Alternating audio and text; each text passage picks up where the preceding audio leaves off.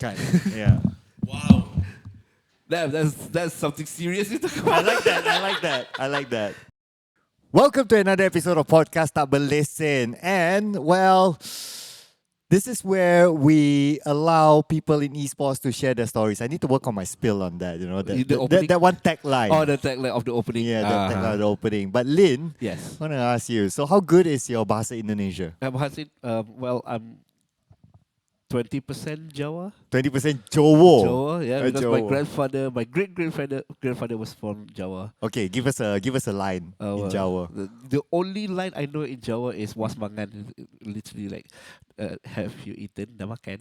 What? Was mangan. Was mangan. Okay, we're going to verify that. Okay, Yeah, we're going to verify that with our first international guest in the studio. Here, so are we going to Indonesia? Oh no, we're bringing Indonesia to us. Okay. I thought Yes. Too bad. Wait till we make more money. So sponsor, I don't know, just putting this out there, right? What? Yeah. What do you mean? Just put it out there, if they want to give us money, just say it.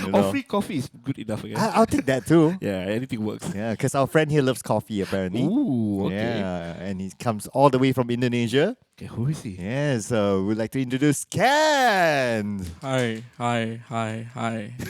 Too many cameras, hi. Okay, so we have to ask the burning question first. Okay. Yeah. Did he say it correctly? No. Oh. This will be like West Mangan. Yeah, it's West Mangan. West Mangan. Yeah. Not West Mangan. West. Yeah. This is the Malaysian way. My father is like, don't learn Jawa. Please learn English. Oh. Very useful. But I would love to learn Jawa. My grandfather already died. Oh. Well, we know someone who can give you lessons. Yeah. For sure. Yeah. 70% Jawa lah. Right. Oh. Wow, 70% Jawa. Yeah. Both my parents grew up in Jawa, so yeah. Okay. We're going to get to know that a little bit more on the origin story. But how would you introduce yourself to maybe some of the audience who might see you for the first time? I don't know where to start, man. I'm just a normal person, normal guy. I work in esport. I made money in esport. I used to be a player, but not really good. But right now I'm a head coach of Boom Esports, PUBG Mobile, and also I used to coach Indonesian national team for SEA Games, and I'm the head coach of the Indonesian national team in Asian Games for PUBG Mobile. So yeah, that's pretty much it. He's so humble, I'm going to add on to that. PMPL Indonesia champion. Ooh. Yeah, PMPL Indonesia champion. That's not an easy title to get. I'll give you a bigger one. SEA Games gold medalist. There's more?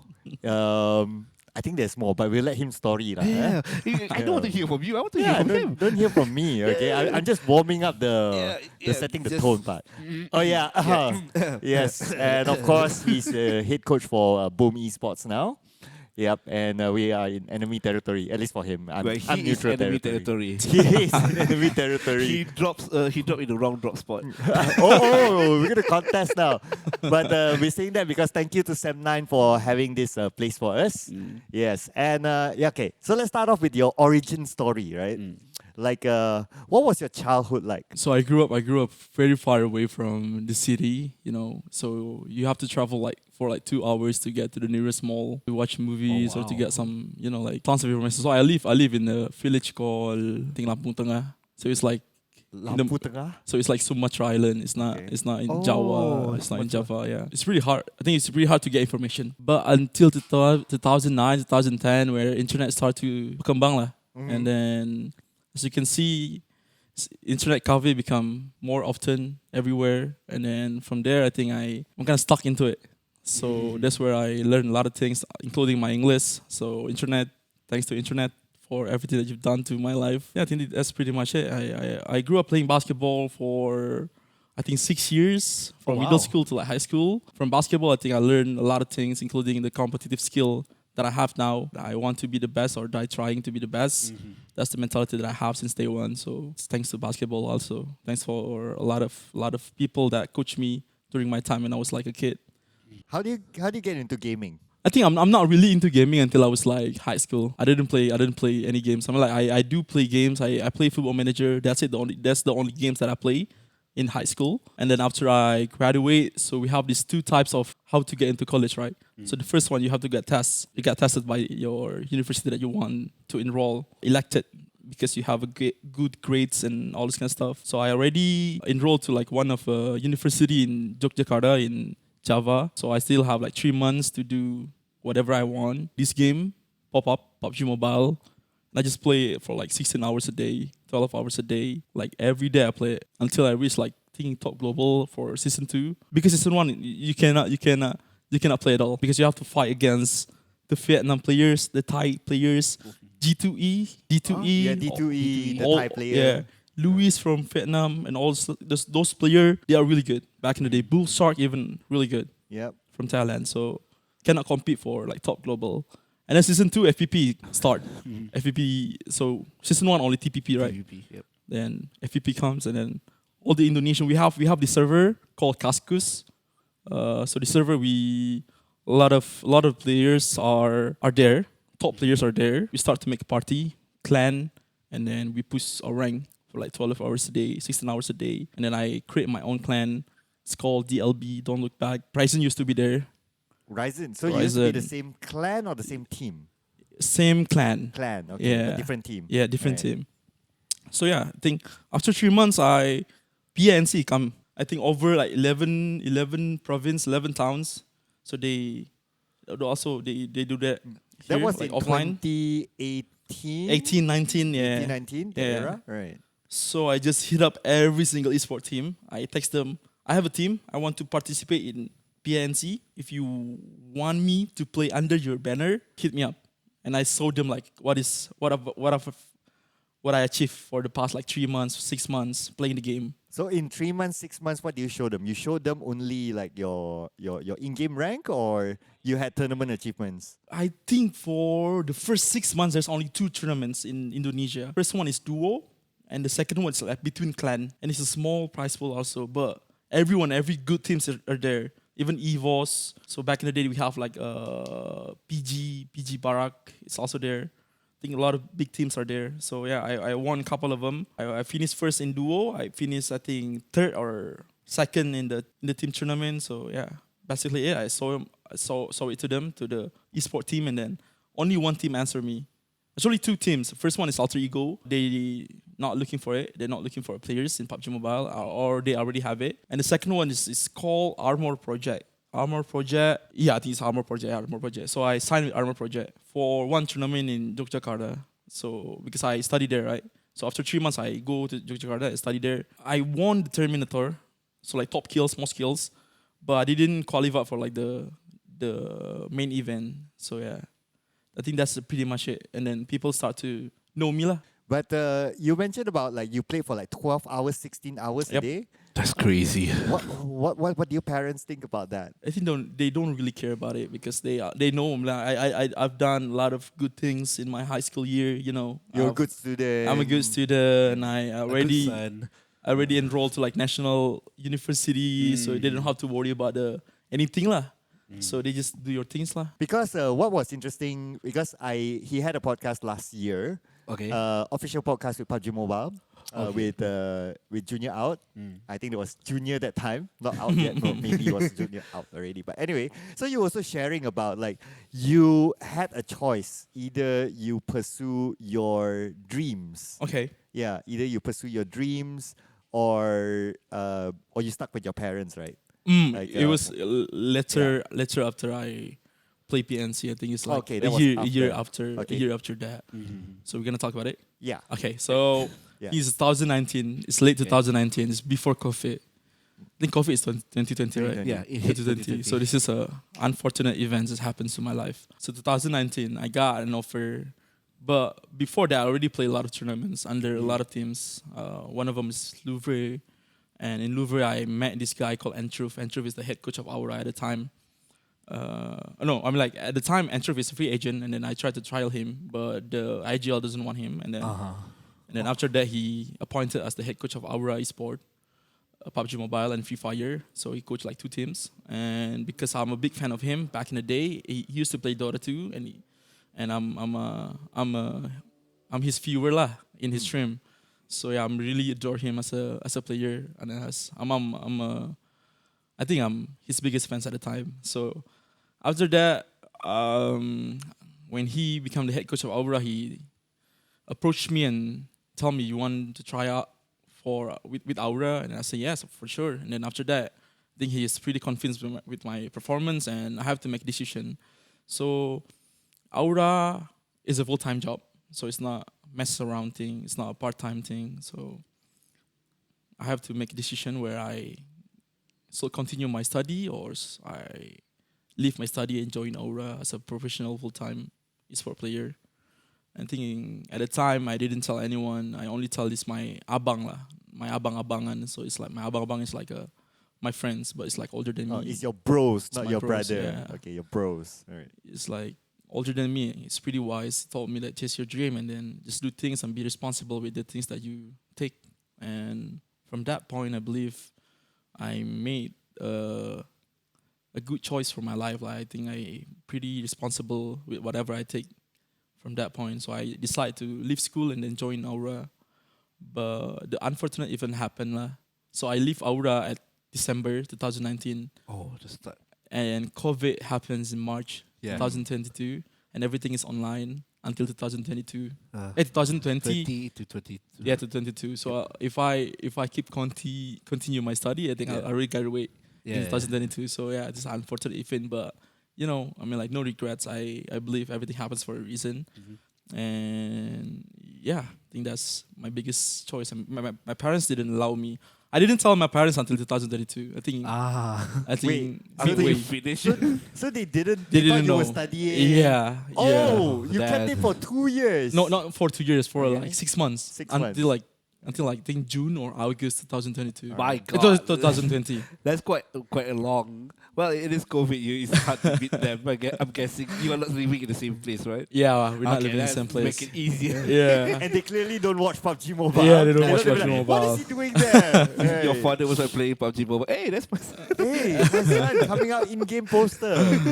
Like that. Yeah, but you joined Aura as a player. As a player. As a player, right? Who was playing with you that time? One of the best players that Indonesia ever witnessed, Jaden for sure. He's a great player. Won a gold medal also, I think, in Vietnam. Then one of them are Roses. And then first time, I think my first year there is Stockfee. But after like 6 months, I think Stockfee replaced by Roses. So those players are my first ever professional teammates lah. Right. So how was your journey in Aura? It was pretty. Everything started very strong like, at first, because at the first 3 months, we qualified for a tournament here in Kuala Lumpur. It's called Axis PUBG Mobile League. Oh, Axis. Okay. Yeah, there's I met a lot of players over there. There's also Predo, also Geek Fam players like Damroot. I met a lot of players over there. So the first couple of months, we are pretty strong. I think we are the only team that can not beat but like compete with biggest tournament up at the time at the first 3 months. But after 3 months, I think we a bit struggle. I think because here's the thing, I think Indonesia is very diverse, right? I grew up in Sumatra. Jaden grew up in Jawa and Jakarta, and I think Roses is from Manado, Sulawesi Island. It's like pretty far, so we have different backgrounds, different characteristic each player. So it's pretty hard for us to understand each other. Especially they try to understand me because I'm really passionate. I have this competitive skill. I'm like a competitive mindset that I always try to bring everywhere. A lot of my teammates gonna say that I'm a hard teammates to deal with. Why? Because a lot of people, a lot of players, a lot of my teammates, they miss into salah menilai. Salah faham tentang how do I talk. Misunderstand. How do I talk to them? How do I try to help them? How do I communicate with them? It's mostly misinterpreted. Yeah, that's Apa my yang dia word. cakap, dia salah faham. Yeah. Is it because of the style of you saying it, or what is it? I think that's the biggest one. Okay. But at the But time I was very intonation? young. Yeah, intonation also. From the way I say things, I'm pretty harsh on the words. I don't pick like nice words. I just say whatever comes in my mind. Okay. I have an example. Sorry to cut you off a bit. Yeah. This is just to example for the Malaysian people. It's between Malacca way of speaking and KL's way of speaking. Melaka here is a bit rough, It's like aku, engkau. It's like, you talk to them, you hear from an outside perspective, they are fighting. But actually, it's a normal conversation. They are passionate about it. But I think that's the same thing. That's the same thing. Okay. So is it that is how like people from Sulawesi talk? Like, No, from Sumatra. Sumatra talk. Right. Yeah, I think most of us talk like that. Okay. Very loud. Like very, like. Like we want to eat people. Oh, right. Like headhunter. Yeah. That's just the way we talk, lah. Right. So how did you find that balance, or what happened that time? So after everything happened, I think a lot of my teammates they feel like I'm not the good captain or good IGL after all this time. So after Aura, I went to Onic for 2 seasons, and then after 2 seasons, I got caught. And when I got caught, I start to asking questions about myself. And then the real change happened from the inside first. So I try to understand myself first. I try to convince myself that I have to adapt, that I have to change the way I look at things, or I have to change the way I approach people, and I have to change the way I talk, the way I communicate with others. So after that, the real change come from inside. And after that, I joined Boom. And when I joined Boom, I met a lot of people, met a lot of great people in eSport, including my GM at the time, is Bang Ojan. He really teach me how to be a person who can adapt in any kind of situation. So I think that's a real change. That's where I start to, be more mature. I think the interesting part, I think a lot of viewers might want to know, why or how did you have the self-realization? Yeah, it's what's the wake-up call? You bangun pagi, what's the wake-up call? Bangun pagi, you wash your face, and then you'll be like, I cannot be this anymore. What sparked you that? Okay, so from my perspective, I think there's 2 types of learning. The soft way, the easy way, you learn from, you read books, people tell you and you say, and then you do what other people tell you to do. And there's another one, the hard way, where you learn when shit hit the fan. You understand, okay, I got caught from Onic. Yeah. I'm not good enough to be pro at the time. And people don't really want me there. So that's the thing. The thing that changed me. People tell you that they don't want you there? No, from my understanding, I realized that. Okay. I realized that because I'm pretty harsh, and then I think, okay. And then my friends told me also, I think this is my close friend told me, yeah, a lot of things. I think we're gonna talk about it. Are you sure we're gonna talk about it? Yeah, it's fine. This is all you. you. It's all about you. Yeah. Okay. A wake up call is really something everyone will face. I think you face it, I face it as well. But it's just your heart is much more stronger. You accept that you did something wrong, and you're like, okay, I'm gonna change. That's not easy to do. Yeah, I think the biggest slap that my friends told me, that just remember when we grew up. He told me that when we grew up, our parents, if your parents yelling at you, you're not gonna listen to them, right? Yeah. Mostly you're not gonna listen to them. But when your parents start to try to give you affection, try to be kind to you, I think you're gonna listen more. I think that's the way. I think that's the slap in the face that changed me. It's like a wake up call for me. Yeah, you realize that people don't listen to you. Then it's like, hey, it's not working out. Yeah.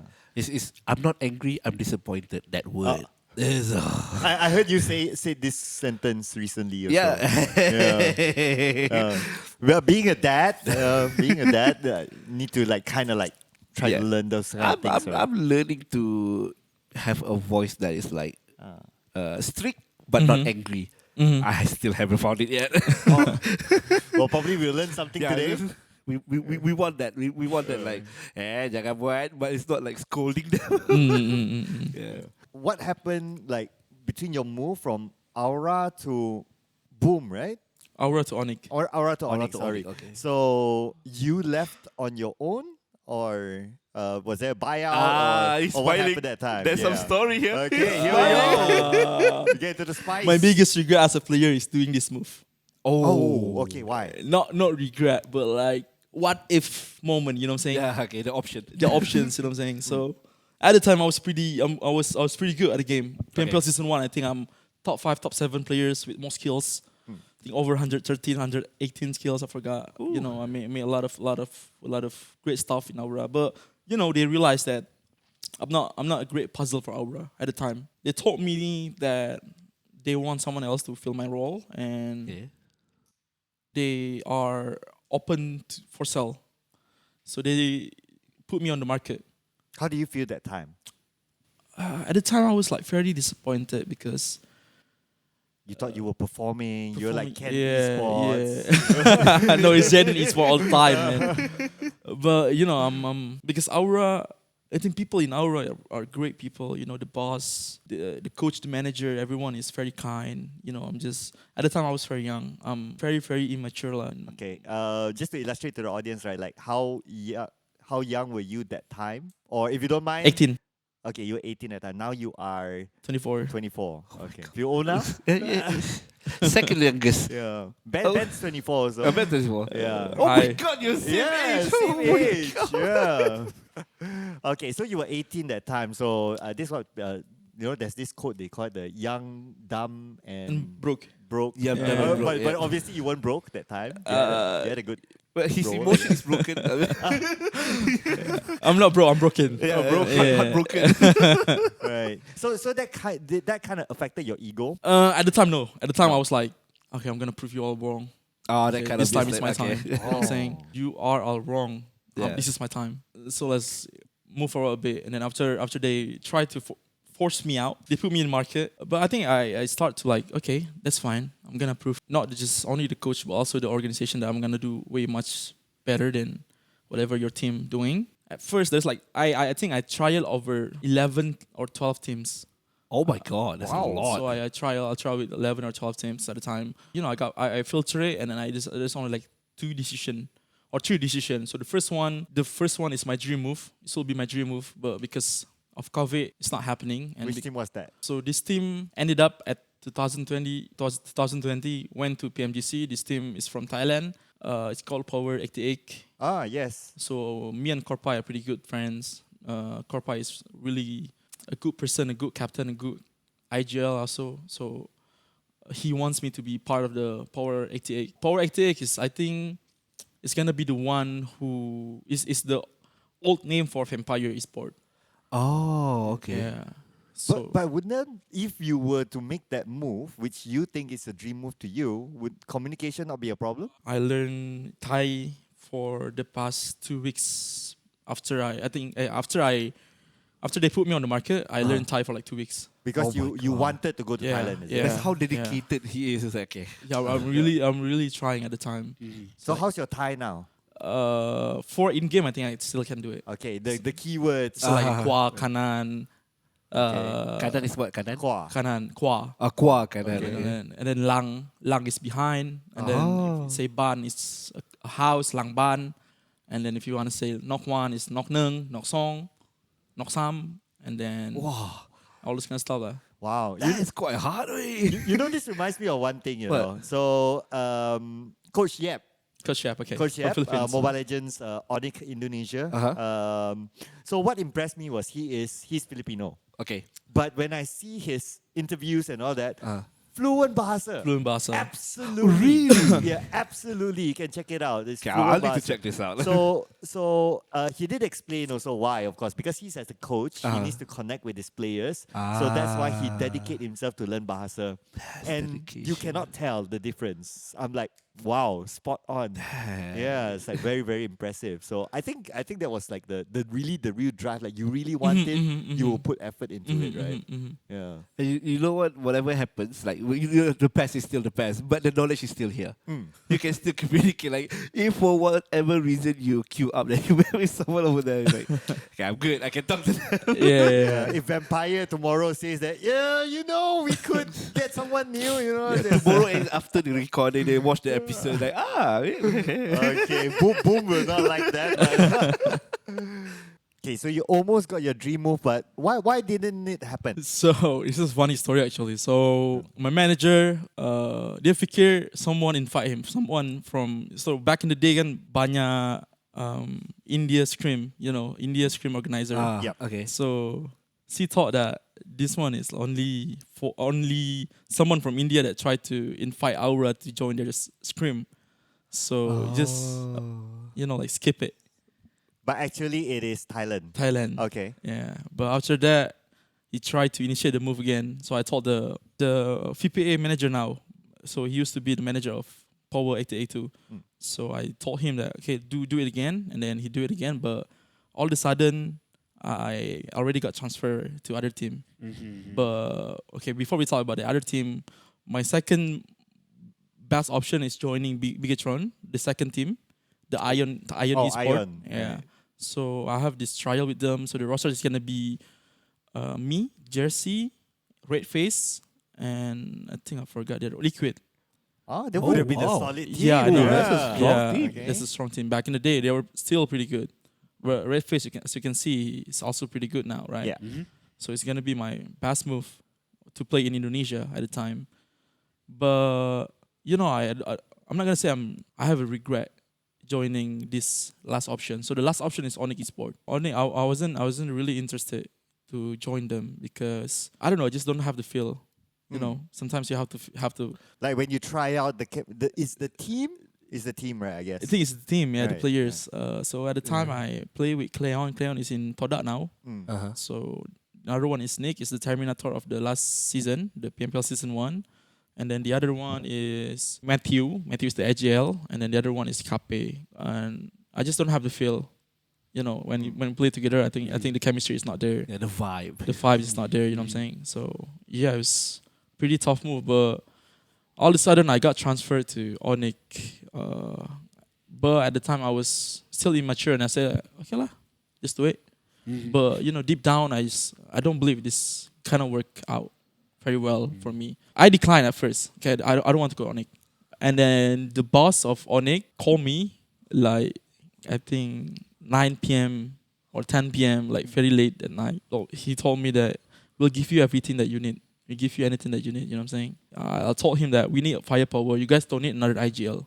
You guys need someone who can shoot. I think that's the reason why I don't want to join them, because they don't have like enough firepower from my perspective. As we grew older, I think that Onic move happened for a reason lah. I think that move made me who I am today lah, because I went through a lot of difficulty during my time there because I wasn't performing. That's first thing. Second, I think I'm very, very immature, big ego player. Toxic. Toxic sometimes. Sometimes, okay. I'm not gonna say I'm toxic all the time. I'm pretty easygoing if it's outside of the game. But inside of the game, I'm very demanding. I want the best of the best. So sometimes toxic. That pace in my professional career made me who I am today. I think that's the biggest part. I think that's the biggest challenge that I have to face before I become great. I think if you want to become great, you have to lewati segala tantangan yang ada lah. I think, after I made that move to Onic, after 2 seasons, I think, GG's, they kicked me out. But as a player, right, why did you think that you were not performing? First of all, I think ego. Ego is the biggest source of failure as a player. You overconfident in your ability to bring your team to the top. I believe that you don't want to be the one who get blamed. I think that's the biggest mistake also. And I'm not going with the river. I'm not flowing with the river. I'm always against the river. I'm very apa orang bilang idealist. I'm very strict with my own view, and I don't listen to people. I think that's one of the reasons why I don't perform very well with the team at the time. And also, I think I'm getting, it's very comfortable to live in Onic Gaming House for sure. So they have everything that players need. And it's too hard for me to not enjoy the time there. So I didn't work hard enough lah at the time. I remember you put up a story before that you talk about complacency is actually one of the thing that can fail players. Yes, right? for sure. Was for that sure. what you felt that time? It's not complacency, but it's something when you know something is not gonna work out, you just start like, okay, fuck it, just let it go. I think that's the feeling. Right. It's not like because when you first joined Onic, you didn't believe in the system. Yeah. That was what you were trying to say, right? You didn't believe in the system. That's why when you joined, you're like half-hearted. Yeah, but I forced myself to believe in the system, and that's after after I think 3 months, 4 months, I start to not believing in my team and myself. Yeah, that's where everything can go down. If you don't believe in. But other than that, I think my ability to, I'm very immature, I think, at the time. Because, I don't have we don't have coach. We don't have someone like Bang Kibo in Boom, the manager, my manager. If you go out of the lane, he's gonna slap you and then make you at the right path. Yeah, towards recenter yourself. Yeah. I think my time in Onic teach me a lot of things, for sure. Failure is the biggest lesson I learned during my time in Onic. Right, but after 2 seasons, they put you up in the transfer market.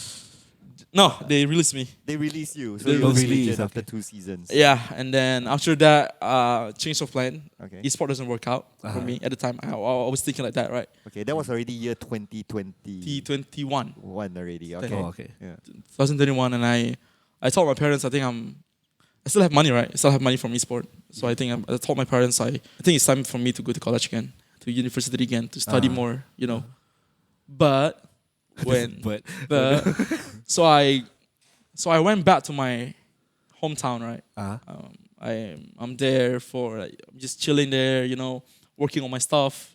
So we have a farm back there in my hometown. So my family own a farm. So I'm just going from places to places to check all the needs that my farm need. And then I forgot the date, but so the manager of Boom contact me that they want me to try out for the team. Oh, okay. How long break did you have before the tryout? 2 weeks. 2 weeks. Oh, that's quite quick. Okay. Yeah. Not bad. Wow. I thought it's like 2 years and then someone No. calls you. No. Okay, So 2 weeks. So I was wondering. So after I left Onic, I was wondering, is there anything that wants me? So I try out. I don't think I try out with RQ, but RQ so interested in me. And like other tier 2 teams also so interested in me. Also a few T1 teams also so interested in me. But I don't have a tryout at the time. So for that 2 weeks, I don't have any tryouts. So Boom contact me through my Twitter at the time. So Mankibo, the manager, told me that the coach wants you to play in this tournament. It's called DGL, Dunia Games League. So during my time with Onic and Aura, I always have this perception of Boom is not a good team in terms of players. In terms of the players that they have, they are not a super firepower team. They don't have great players at the time. I believe they don't have like a superstar. So I was wondering what makes them really good. I was really interested to join Boom even after I joined Onic. So when Boom made that offer, I was like, dreams come true probably. It's not gonna be dreams come true, but it's like something that I really want. Because they have the capability to be in top 5 every single season without a superstar player. So there's gonna be something, right? It's gonna be someone or something that has the capability of doing great things inside of the team. But from the outside, you don't know what is it. I don't know. All right. So they contact me and say, okay, I want to play, but I want to go to your boot camp. So I was living in Lampung, right? It's like 8 hours drive from Jakarta. Oh God, that's far from away. the boot camp. 8 hours. 8 hours. So I have to take a Flight? No, a boat, because it's like a driving, right? Okay. So I have to go there like 8 hours. So you got on the car takes a boat, and then go To there, Jakarta. To Jakarta. Yeah. People always forget how big Indonesia is. But It's so huge. we have to factor in, right? The 8 hours, does it include the jam or not? Well, on a boat, I don't think there's jam on the There's a jam on the boat actually. Yeah. Jam on the boat? Yeah, because you have to like wait for the other boat to, Oh, to like parking. Yeah. Oh my God, that's jam on the boat. Yeah. Whenever people say Jakarta and traffic, right, to me equals jam. Yeah, I never Right, went nothing to else. Jakarta, but slight tangent. I live in Johor. We have Indonesian channels. Indonesian, yeah. Yeah, so we always like news on Indonesia. It's like jam here, jam here, jam here. Yeah. It's everywhere. Everywhere in Jakarta is jam. Including the boats. Apparently, Yeah, including the boat. So 8 hours journey to Jakarta, To just Jakarta. to not even try out. It's Try out. tryout. Try out. boot camp. I thought they straight Try up out played the boot camp. tournament. Yeah, straight out play the tournament, but like we have like 2 days to practice. The Okay. grace period is 2 days. Yeah. 2 days to practice. Okay. Yeah, 2 days to practice. So So the only reason why I want to join, the only reason why I want to try out with Boom, and I only want, if you want to try out me, I want to go to your boot camp, is because I want to understand more about the ecosystem, like how the system works. Culture. You were still curious. You were not sure about even if they Boom. don't pick me, like I know what's the secret. You know what I'm saying? Yeah. Because if I play online, I don't know. Right? Yeah. They're not gonna tell me what they're doing. You know what I'm saying? They're not gonna give me strategy or the way they look at the game, how they approach the game. They're not tell me, because if I was there, I'm gonna talk to the players. I'm gonna talk to the coach. I'm gonna try to understand how they approach the game, how they see the game. So I think that's the motive to go to the boot camp. Smart. That's really smart. Even if they don't pick me up, I still understand what you still gain going something. on. Okay, so Boom is famous of their military style of coaching. We already know, it's already public secret lah. Everybody already know that. Yeah. That they're pretty strict, pretty disciplined and everything. But they already know that. Yeah. But we don't know that the secret inside of the game. We already know what is outside of the game. So this is the first time I'm gonna tell on the podcast that my first 3 days I cry. You cry? Yeah. That harsh. Yeah. Oh my god. What did they do to make you cry? Happened? I'm not gonna go into the specific. No, Okay. not too detailed. Yeah, not too detailed. But you're a tough guy. Yeah, I know. I'm a, yeah. Okay. But it's because that's a moment of realization of It's the wake up call. wake up call. There's a wake up call. I'm not good enough at the time. Oh my god. You know, I believe that whatever I believed previously, I'm just not good enough. I still need to learn more about. So they made you feel you are not good enough, Yeah. or you feel yourself you're not good enough after looking at everyone. The coach made me feel I'm not good enough. Oh damn! Oh my god. You know, it feels like, Ken, I'm gonna sit you down. You're a piece of crap, bro. Yeah. My main question, because I watch a lot of army stuff. Full Metal Jacket. No lah, not no. real life army. Okay. Real life army. How much sleep do you get per week? I'm like, where? In the boot camp. In the boot camp with yeah. Boom? Yeah. I think we have a good amount of sleep. I think. Okay. Because some people use sleep as a way to break people. Right. You know, army love to break them down and rebuild it back up. Yeah. That kind of stuff. And some people use sleep deprivation for you to break them down and break back up. Like so what? I want to know How? Yeah. How? I'm really interested. in it. Yeah, because you know when you're sleepy, you lack of sleep. You go to autopilot to your body. Okay. And when autopilot, we can reprogram your body. Oh yeah. And reprogram the mind as well. Oh, because his dad is military. Yes, my dad is ex-military. Yeah. And I love military. You see my body, I know. But I love military mindset style. So I watch like Indonesia, Malaysia, American, like all Indian. Indian is oh my god, it's hardcore. But that's how American does it. Break them down. Sleep deprivation, then they shout at you. The reason why they shout is not like just to scream at them, is to Rewire the mind. Rewire the mind to think how they think. And that's how they rebuild people back up. So in a week, like they have a 7 days training, the initial training, for you to qualify to go to their real training. They have a total of 10 hours sleep for a week. For a week? For a week? For a week. Okay. Yeah. The final trial is walking like 70 miles. We wearing 30 kilogram of military stuff in your backpack for 30 miles. So that's without sleep. And that's where people will break down, and that's and that's where they try to build it back up. So that's why I was asking how many sleep did you get? Oh yeah. Wow. We're not really Okay, it's not like no that far. No physical torture. No physical torture, only mentally.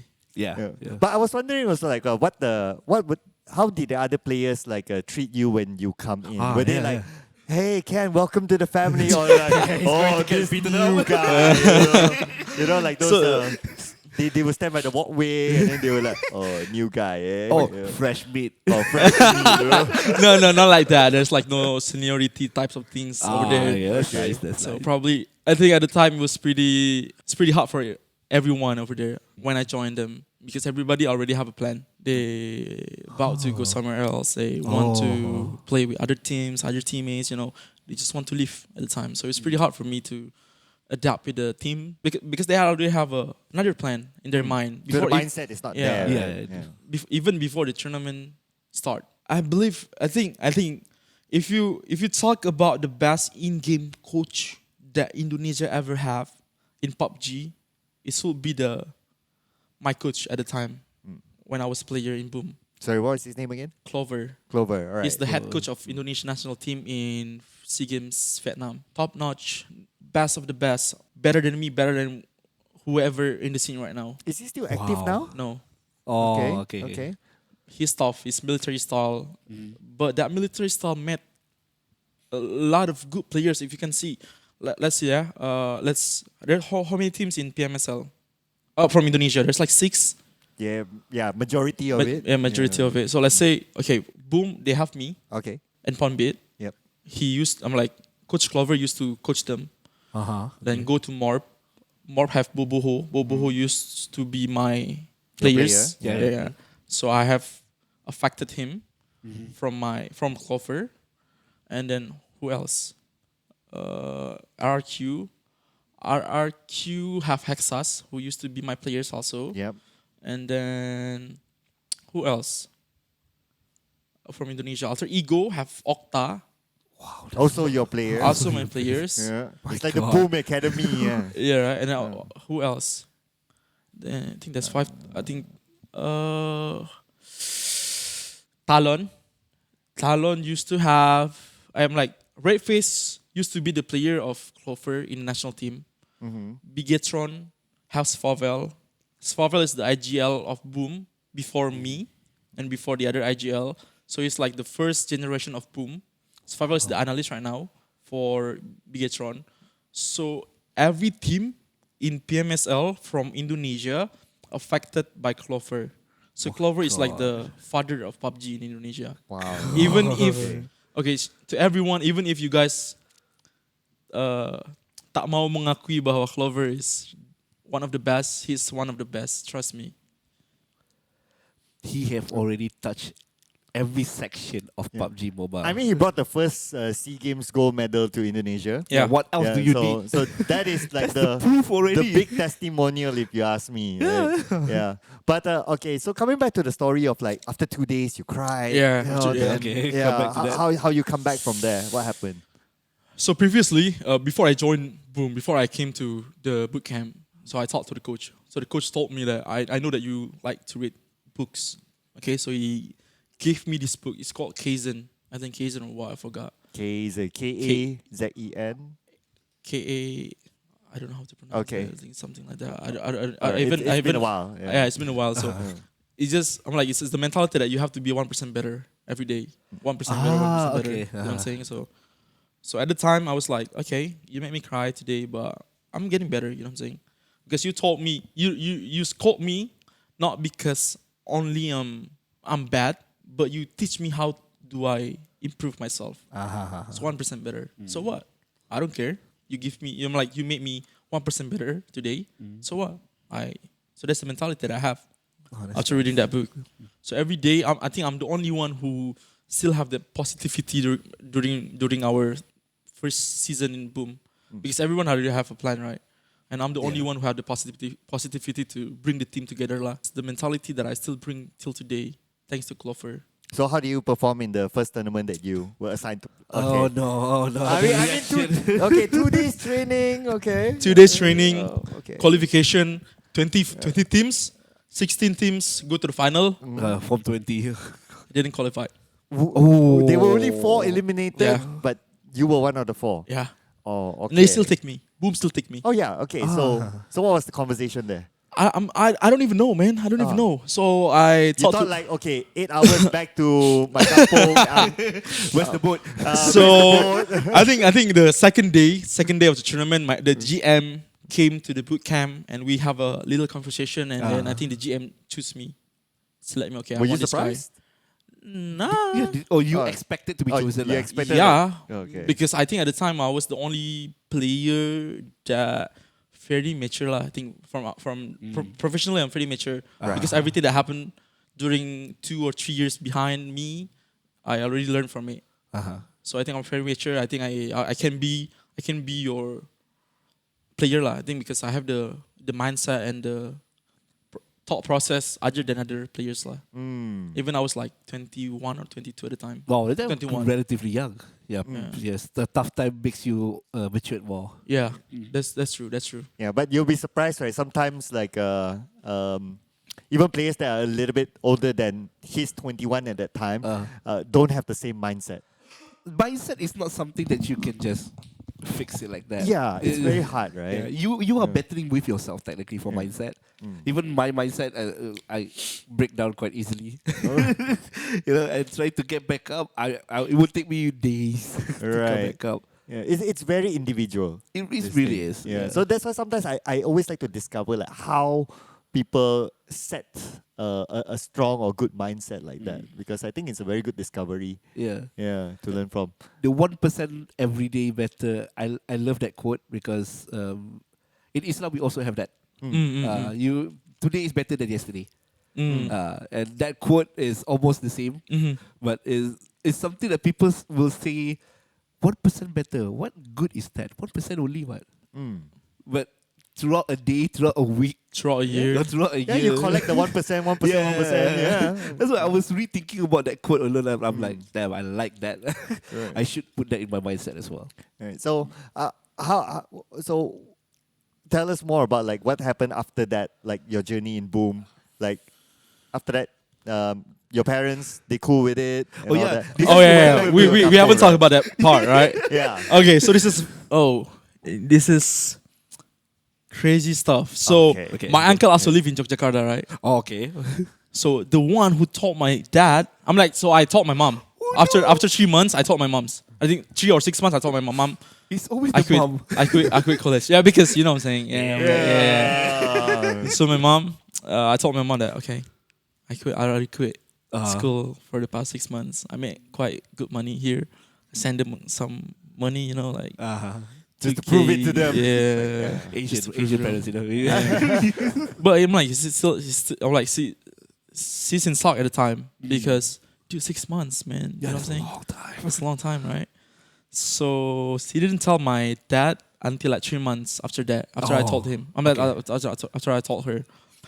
But my uncle live in Yogyakarta. My uncle discovered that I already quit school for like 6, 7, 8 months, 9 months probably. How did he know? Yeah, how did he know? I don't even know, man. I don't even know. Until today, I don't even know. My God. Wow. AirTag, Apple AirTag. You better check, there's like some camera somewhere. Yeah. So my uncle told my dad that I already quit school. And my dad, this Asian parents, you know what I'm saying, scolded me so hard that I didn't even came back to home for like I think 6 months. Oh my God. So because and then I start to prove myself, right? Yeah. I start to prove myself because I play nationally. I play very good at not very good, but like during my time in Aura, I was pretty good lah. Yeah. I sent some over. I sent over some money, and then they start to like believe in myself. But it's still, they still don't believe me until like 2022. Oh wow, okay, Yeah. quite a while. Because during my time in Onic, I didn't make any pennies. You know what I'm saying? It's not good money lah, right? Right. And I'm not really good with the game at the time. So after my time with Boom, I think they start to like realize, okay, you're doing good, you're doing okay, you can do whatever you want.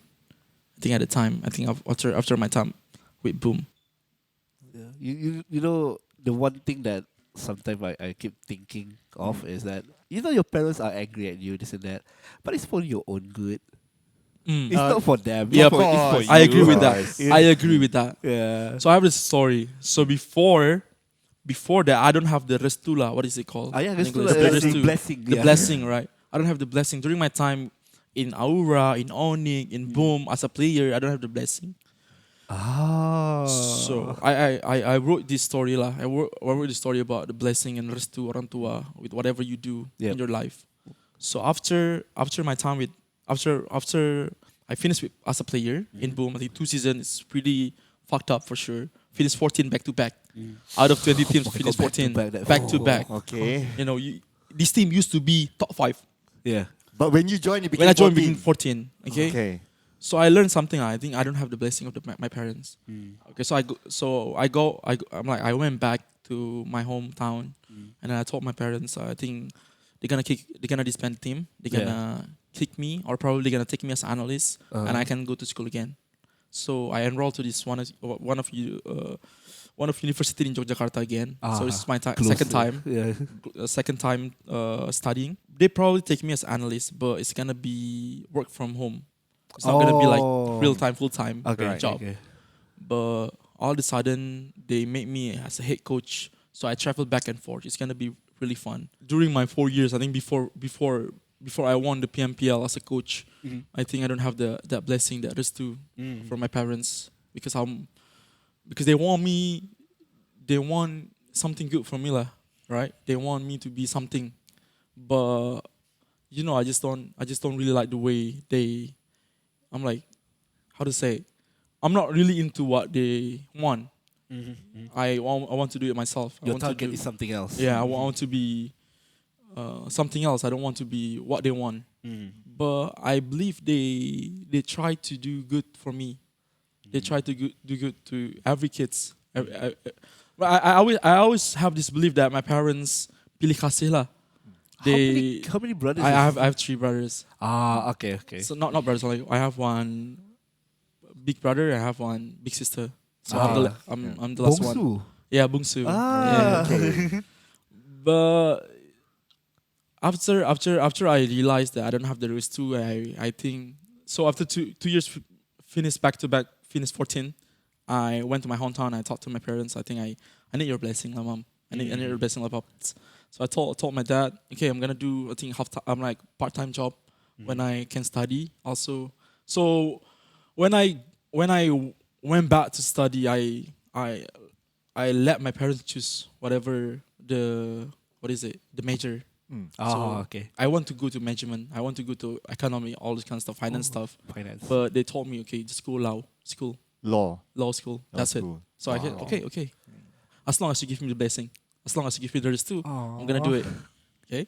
So I went to this uni. I work as a analyst / head coach at the time, and I start to create this team. So I think it was after the SEA Games Vietnam. So I'm pretty close with one of the coaches. It's Jeffrey. So I talked to Jeffrey like what it takes to be a great team, what it takes to be a team that won a gold medal in SEA Games, right? So he told me that the pressure is insane because you have to bring your country. You have to, it's not only orcs. It's not a team. It's a country. The whole country is waiting for you to win the gold, right? So the pressure is there. So he don't believe that community players are able to win any championship in the high stake, in the big event. He don't believe that. But from my perspective, I believe that a lot of professional players in PMPL is not good enough. They don't deserve to be in PMPL. Why? In general, yeah. If you look at me at the time when I was playing with Boom, I'm not a good player. I'm not really top player. There is someone else in the community that are better than me in terms of like gunfire, gunfighting, gun skills. But they just don't have the access to be professional. Nobody see them. Nobody see their skill. Nobody even think about them. They just want the tier 2 tournaments only. But I believe there are a lot of PMPL teams who don't have a great player.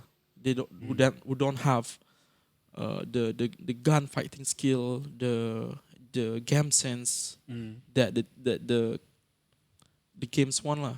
Because it's a whole different level if you play in C.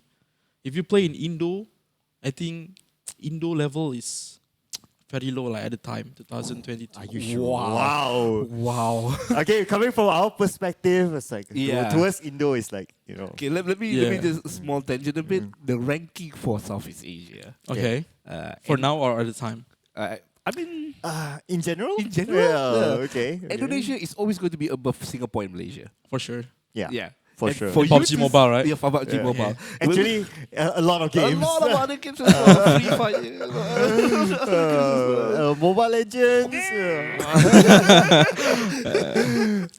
So I hear you say that. Oh man, scary way. That's right. Okay, so that's the benchmark. Yeah, that that's he the has. benchmark. But yeah, I mean, he does have a drive to like put a really high benchmark. Yeah. That's what- But based on your also, story. the quick question: what is your standard then? If you say that was not high enough for you, so which one do you prioritize? The gameplay, then the attitude of the player, mindset. Which one are you looking forward for to? Which one? So before I start coaching, I have a lot of coaching session with like professional PUBG players from like Europe, NA. Oh God! Oh. So I just pay them to teach me a lot of things. So that's the mentality that I have. I want to get better. That's it. So mentality first. That time you were a player, so you. That time I was a player. Okay. And then Wow. after my 14th season, like well, not 14th season, I mean like 14th place season, like the second season, I keep trying to find someone who can teach me lah, other than my coach. Who do you get? Paraboy. Not Paraboy lah, PUBG PC players. Oh, PUBG PC. Yeah. Oh wow. Okay. One of them is, I believe it's a very famous player in C, Waiki Kamuko. I don't know how to pronounce his name. It's like I call him Nathan. He's from Australia. He used to play for, I forgot the team, but like he's very good player like, at the time. And He plays in the Oceania region. Yeah. I forgot the names. Yeah. The team. Yeah. And then from the NA, I got like a few of them. I think one of them are Pistola Time. I think he's no longer in the scene. And then like a few more lah. And from what I learned from all of them, the basic or the essence of PUBG Mobile is killing and surviving, right? Those two things. That's the basic of it. The basic of it, the essence of the PUBG. So, which one I want to be heavy on? So, if you want to stay alive, you have to have a good rotation. You have to know the right decision to get into the circle, get a good spot. Yeah. And then the other one is the gun skill, right? Yes. Those two. Like, it's either like surviving or killing. I want to be in the middle. I want to be good at the surviving skill, and I want to be good at the killings, elimination points, and all this kind of stuff. So I choose one guy called Boboho. He used to be my first ever player. He was like from community. No, he's not from community. So I signed. time. So my second season in Boom, we don't have a coach. Okay? The coach already got kicked by Boom. I don't know why. I thought he was one of the best coach. And Yeah, all one of that. the best coach. Yeah, but just I'm not gonna mention anything bad about him, but or anything. I think we're gonna keep it private lah. All right. Yeah. Management have their own reason why he's no longer in Boom. So it's internal stuff. Yeah, internal stuff. Okay. So for my second season, they believe they put me as a head coach. So not as a head coach, but like as a coach and as a player also. So they let me decide the players lah. At the time when you are a player, you are very subjective. You not only want to play, but you feel like you gonna pick a player based on your own interest lah. If you feel comfortable playing with him, you're gonna feel okay. This one is my guy, right? But you don't see it as objective thing. You know what I'm saying? So I just randomly choose whoever I feel comfortable playing, right? Yeah. Because I was also a player in that team. So I signed this player. I think one of the biggest, not the biggest lah. I think at the time it was one of the biggest transfer. So I signed Hexas. Hexas is from Nero team. Right now we play with RQ now. Yep. So I signed Hexas, and then I signed Boboho and Bosku. So I signed Bobo. So it's a very tragic story with Boboho lah. So the deadline is like 2 weeks before the deadline. He got signed by Aura. Okay. And then I think a few days before the deadline, he got kicked by Aura. Oh, wow. So like I don't know what happened there. I think something happened. something happened. I think 5 days or 4 days, 3 days before the deadline, Oh God. they kicked him. And we need someone. We need someone to help me. Okay? Because it's very I think at the time it was like 27, 26, 28, I forgot. He was ready, I believe, very mature lah. So I signed him. Even if he's not playing during the PMPL. I think he only played 2 or 3 or 4 games lah. That season. Okay, so I signed Boboho, and also we still have a Fokker at the time. So it's old roster. Finished 14, GG's, right? Yeah. That season finished 14, GG's. And then they put me as head coach. When you are out of the scene, when you are out of the the team, you start to see things objectively. Yeah. You start to see, okay, this player actually not good enough. This player actually is super good at this variable. At this, let's say, like the way he look at or approach the game, it's very good. But you don't see it when you are a player. When you were a player, right? Because you need to focus You need to focus on yourself. You need to focus on the game. You don't have the third person. Yeah, you don't have like the macro thing, the big things. Yeah, the big thing.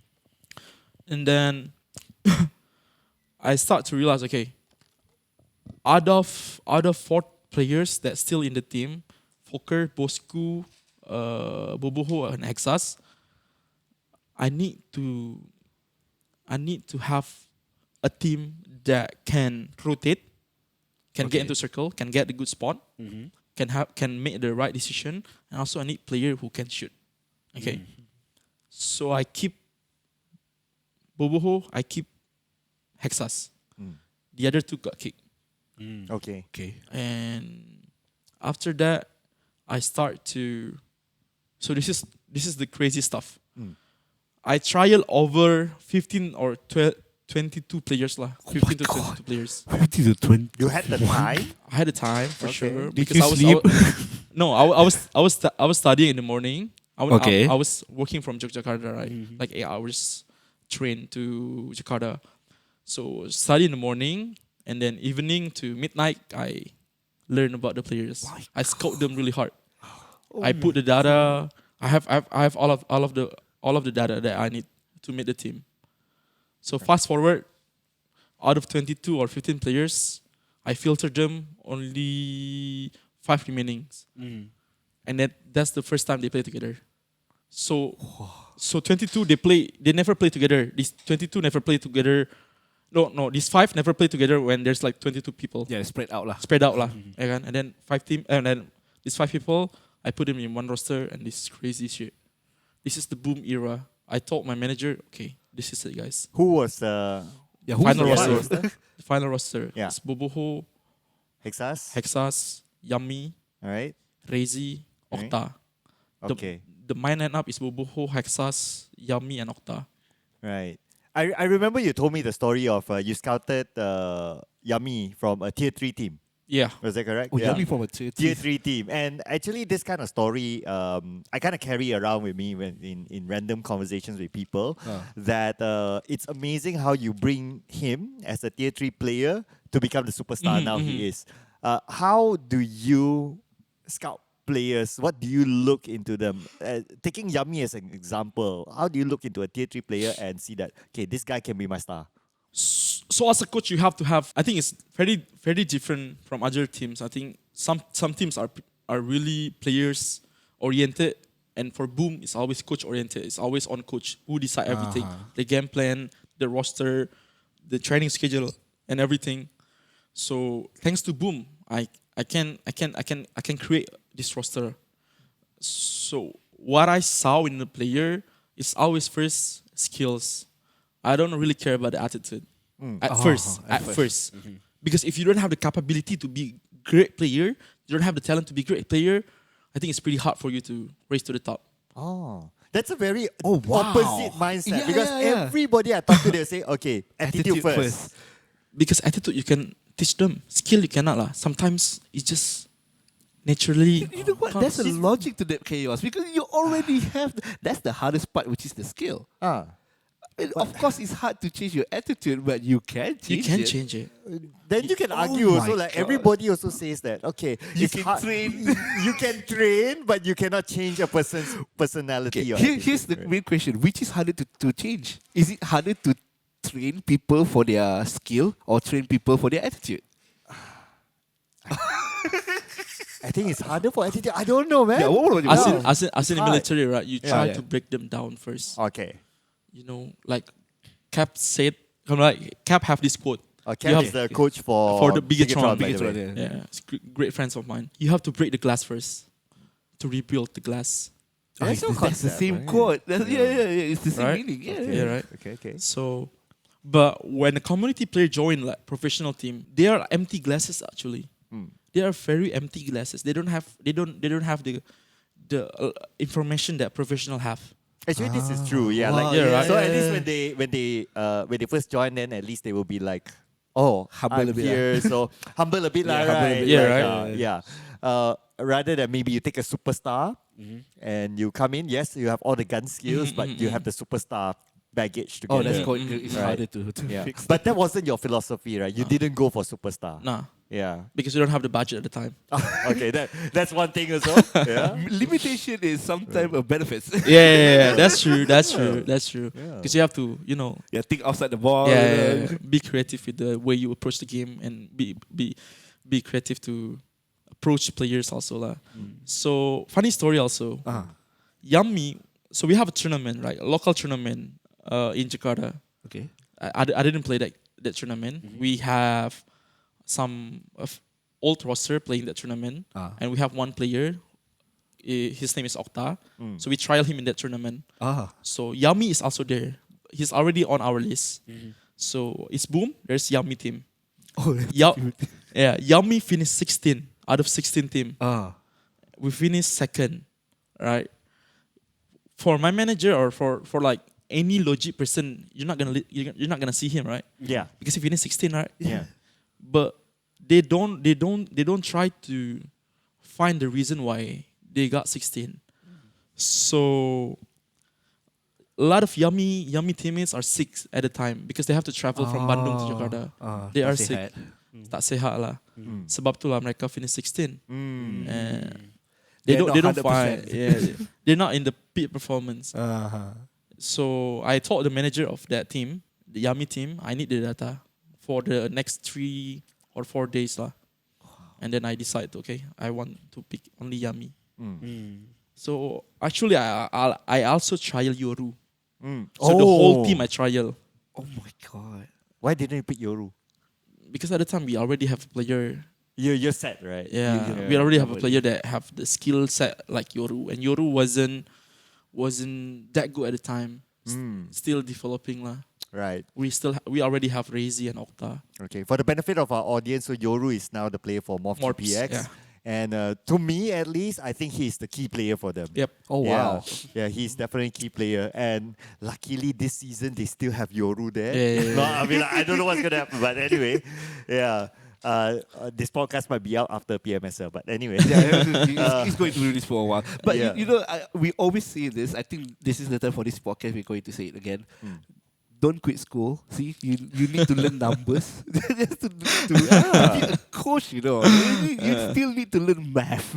Well, I always get triggered when people say, "Hey, math is not important. You have calculator on your phone." It's about the brain to like break down the meaning behind the numbers. Yes. Right. Yeah. So speaking about the numbers, right? Yeah. What do you look at if there's data? in front of Number you? wise, huh? Yeah. Oh, okay. Number wise, first of all, of course, damage lah. How much you put damage It's not on the kills. game. It's not damage. kills, damage. Because kills, I mean, some players have kills but don't have the damage. True. Last hit only. They can just KS like Nyampa, right? So they can just do KS. First of all, it's absolutely damage. But what's the meaning of the damage though? How you got the damage? That's the most important part. If you only play safe like mid range, long range, you stay at the compound, you shoot everyone. That's the damage, right? But that's not the damage that I'm looking for. I'm looking for a damage that in game fight. Like close range. Close range fight, mid range fight, like literally 4 versus 4. That's what I'm looking for. But there's a limitation to the data also, right? Like it won't break down for you. You have to know calculate it yourself, yourself. Right? I have to watch it. I have to watch the game. Okay. So I watch the game and let's put it this way lah. If there's like 1,000 damage, let's say Razy have 1,000 damage. Okay, for most of the game, for most of the game, how do he get the damage? If it's fighting, then I'm gonna this is good data. I'm gonna collect it. If it's only like long range, then you be like, not meaningful. It's just poke only. Just poke for what, right? Yeah. It's not meaningful damage lah. Huh. But if you see, because Razy, it depends on the role actually. Like if it's Boboho, poking is something that, because Bobo play as 4, as someone who plays long range, I need him to have that. Yeah. Okay, I need him to poke everyone. I need him to, damage everyone from long range. So that's all good data from Boboho. And then if you see Octa, if you see Yami, I need Octa and Yami to fight close range, right? If they only play mid range, I'm gonna tell them, next time you have to push this, you have to push that. Wrong roll. Cheese roll. Yeah. you have to see the game and understand the data. You cannot only see the numbers. Okay, now I want to ask a small question then. How do you watch a game? Like for you to watch a game, are you watching the gameplay or are you watching the map stream? I watch both of them. Or both of them at the same time? At the same time. So back in Jogja when it was like crazy shit lah at the time, because I have to go back and forth Jakarta and Jogja. It's 8 hours train, right? So at boot camp we have a PC. The PC can watch like 4 POV at the same time. Oh, okay. So you get each player to stream their POV. stream. Capture card, all that stuff. Yeah. Yeah. And then when I'm in Jogja, I need someone to record the POV lah. So I can watch it after that. Okay, no, I get it. Yeah. So it was pretty fun. But how do you find the time splitting your study and also doing all that? It's pretty easy, I think. Oh, If you okay, tell us. It depends on your priority, right? I mean, for me at the time, my priority is not school for sure, but I'm still in school. I'm focusing on the team. So at the time, if there was like a task that dosen kasih, like guru kasih lu tugas, then you have to kerjain in like some certain time Assignment, all this kind of assignment. Sometimes I just told my friends and I paid them. Don't do that. Don't do that, boys and girls. Because that's the price that you have to pay. Literally, the Yeah, right. There's always going to be trade-off everywhere in your life. You have to understand there's going to be always trade-off. If you want to be the best of the best in the world, you have to pay the price to get there, right? You have to work really hard. You have to sacrifice probably your relationship with your parents, your girlfriend, your friends. You have to. There's always going to be trade-off. Also, like my time when I was early in my career as a coach, I have to trade my school with my, with your my with stuff your in game, Boom. right? Yeah. The one thing that we haven't heard is having fun. He is focused directly to work. Oh yeah. Yeah. I don't think you go to cinema. Nah. You hang out with your friends, do all No that hang stuff. out. It's only grind. And some people can't do that. Especially when you're at the age that you're in your early 20s, right? A Yeah, lot of yeah, people yeah. would think that, I want to hang out with my friends, want to go, go club or whatever, right? But you put aside all that for your dreams. Yeah. And he is not exploiting, asking a friend to do that. It's using the resources. Yeah. Yeah, the best way, like to make it sound a bit more nicer, like using your resources to finish your work. That's a better way to put it. But don't you feel the pressure of like you see your other friends, your same age group, they have time to hang out and all that? Don't you feel the pressure like, I want to have a good teenage life as well? No. Yeah. I know what is my goal. I know what is my dream. I know where I'm going. I know from day one I start coaching. I know what is my direction, what is my end goal. I know what is my end game. I already know that. I know I have to sacrifice a lot of things for me to get there. And I don't really care. I don't really care about other people's opinion. Wow. This reminds me of our episode with Nakib, the racing player of the year from Malaysia Esports Award. he has the same thing. He's also like your same age group. In fact, Same he's age, 24. Yeah, he's 24. also 24. Oh, yeah. Yeah, and he's already racing like world tournaments and whatever. Real car. Real car? tournaments. Yes. Real car? From sim racing to real car racing. Oh. All over And the world. He says the same thing, like, my friends would call me out for mama and whatever. Yeah. And I was like, sorry guys, I gotta train. Uh-huh. Yeah, I gotta train, gotta prepare for my tournament and all that. So That's discipline. it's the trend right here. Yeah. You can see that.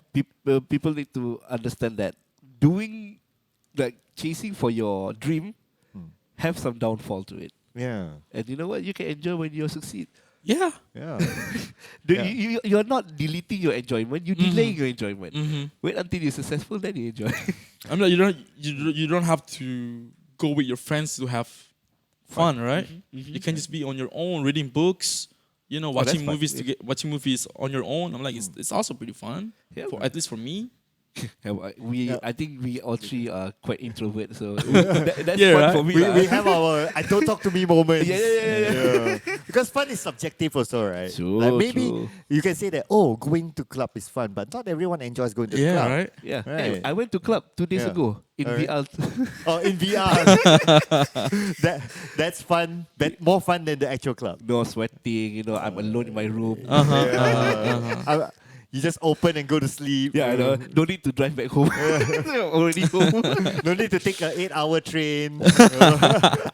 Actually, okay. After this, I want to ask you about the train stuff. Because I feel like there are some small stuff that I want to hear. I never drive 8 hours or travel 8 hours every day. When you are on a boat, when you are on a train, what do you do? It's 8 hours. So you have to be smart. You have to pick the right seat. Okay, that's the first thing. Okay. So in Indonesia, there's like gonna be 2 seats. Okay. One is going to the front. So how to say? Yeah. Oh, we're facing the front and facing the back. Is Yeah, it? facing the front and facing the back. Okay. Which So- one? Which one? So I facing the front lah. If you Okay, facing the okay. back, you move backward lah. Oh, It's God. gonna be very confusing, right? Oh, it's motion sickness. Yeah. So that's the first thing. But I think I'm at first 2 or 3 times my first 2 or 3 times with the train, I think it's pretty, motion sickness is there. But I think after that I get used to it. So what do you do? I read books.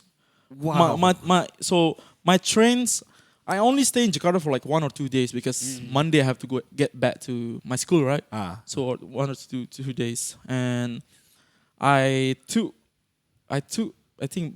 my train from Yogyakarta is 8 in the morning or 7 in the morning. Okay. Yeah. And then I think that's where I cannot sleep, right? So I have to read books. I have to get the boredom out of me, you know what I'm saying? So I read books, I watch movie because I have an iPad, so yeah, it's pretty easy for me to It's waste my time crazy there. if you watch a movie on a train, you finish the movie, you haven't arrived yet. Yeah, and then you'll be like, what do I do next? I have 6 hours left. But you have a ebook reader, right? What do you Yeah, call- yeah, you have yeah. a Kindle, right? I have Kindle. Yeah. Oh, you have a Kindle. Yeah. So yeah, that's how much he reads because he has a Kindle. Yeah. I always wanted a Kindle. It's doable. It's not that expensive. It's not about the expensive part. but- It's I mean, like, it's not really good. I mean, like, if you're really into like books, like conventional book, I think it's way better for me. it's because I- what I read is not on Kindle. Oh, okay. The manga, the light yeah. novel, you can use it. I mean, like, you can download it if you. There's a way to jailbreak it. Yeah. Oh. I mean, like, you can just input the file into the Kindle. Yeah, they I think need it's pretty a easy. specific format. I think it's Yeah, specific format. PBTE. I think Yeah, that's something kind of like that. format like Yeah. that. Yeah, but as a person who's always on the go, you're always on the go. Like I imagine you're always on the go. How do you not get like too invest to yourself? Like you sometimes we sit by ourselves. We sometimes think too much with ourselves, and sometimes that's quite dangerous. So how do you prevent that from happening, burn out or something like that? That's a nice question, actually. I have a lot of books, right? I have a lot of books, tons of books, mostly about leadership and stuff. Oh. And I study laws also. So most of the time, I just try to think. I think most of the time, I try to think about how do I apply all this knowledge into real life, into my daily basis thing. So, for example, I have this book called called Start With Why from Simon Sinek. I think it's one of my first book that I finished, because I don't finish all of them. I just, of course, yeah, for sure. I'm like books. Most of the time it's just boring. You know, just take the good part of it and then just try to apply it in real life. Yeah. So in this book, I think in life you have to start with why, everything that you do. So they have this golden circle. Start with why, how, and what. So I try to how do I apply it in life? How do I apply it to other people? So for me, I mean, like, for other people, probably working, playing the game 12 hours to 16 hours, it's a waste of time, or it's not something that worth it, right? But when you start with why, when you know your why, when you already understand where you're going as a person, as a player, or as a coach, you know that why is very important. The goals, the intention of your work is very important. So every time you feel like drained, every time you feel like you're stuck, you know your why. Like for me, I want to be world champion. I want to be best of the best. I want to help people. I want to help more than just a player, but also their family, their friends. That's my goals. That's my why. So for example, I do this kind of stuff. So I try to think, how do I apply these books? How do I apply this knowledge during my time in, traveling? And because of that application, after you formed the team with Yummy and the rest of them, that season itself you became PMPL champion. No, that season I finished third. Third. Yeah. And then it's the next season I finished as champion. Right. So I guess you kind of made it that time. That was like one step in your dream. Yeah. For sure. How was it for you that time? So before I won the championship that season, I think it's in March or in April, my mom passed away in February that year. So it was pretty hard for me, But the goal, I mean, like, so the last text my mom sent me is, kalau kamu semangat, ibu juga semangat. So if you like have this excitement, you have this passion, my mom will always have my back. You know what I'm saying? So that season means a lot to me, not just as a coach, but also as a player. Because my mom, before she passed away, she told me that. So the passion will always be there. Because my mom is always going to be there if the passion is there. The excitement is there, the spirit is there. So I try to always bring that kind of like energy during my time anywhere, everywhere. Because I believe if I keep doing stuff like this, my mom is always going to be here with me. So yeah, that season feels so amazing because my mom passed away, I think. It's such an emotional win for the championship. Yeah. It's more than a championship at that point. Yeah. And luckily for me, so before that season start, I got offered by Cap, the head coach of BTR, that like he was appointed as the head coach of one team in national team, and he select me to be his assistant. I already told that to my mom. So before I won the gold medal, I already told my mom that I'm going to be in SEA Games, and she was really proud at the time. Wow. So that's I think I'm very fortunate to told her that I'm going to be in SEA Games. Now that SEA Games is going to be next level. Yeah. Yeah. So we actually met first time face to face in SEA Games. Yeah. But Cambodia. Yeah, in Cambodia. But actually before we met face to face, I already know your reputation that time. Yeah. My impression of him, I think not too far from what he said. This guy is the military guy. Upright. This guy will whack anybody to get it done. Yeah. So true enough. I think that was what I observed of your style also during SEA Games. But how was it for you in SEA Games? How tough was it? Okay. So before we talk about it, let's start with why do I have this kind of style? Why do I have military style? Yeah. Okay. So at the time, we were finished 14. At my second season as a player, right? The management wants something fast, something to turn around, quick result right now. Right now, I want this team to be at sea level. or this team is gonna be disbanded. Oh wow. Man, So- there's a lot of pressure there. Yeah. Right. So that mentality that I have at the time, I was like, the only way this team survive is for me to help the players to reach sea level minimum. Do the players know that? No, Okay, so only you know. only me Right. until at the end of the season. Okay. So- Why did you not tell the players that, if we don't do well, we're out? Because the pressure is already there from me. Right. They Too don't much need extra pressure. pressure. All right. Okay, so the pressure from me itself is crazy amount of pressure. But these players are youngster. They need to get pressure more. But I think I think pressure from management is not necessary at the time lah. So only pressure from myself is the only thing they need.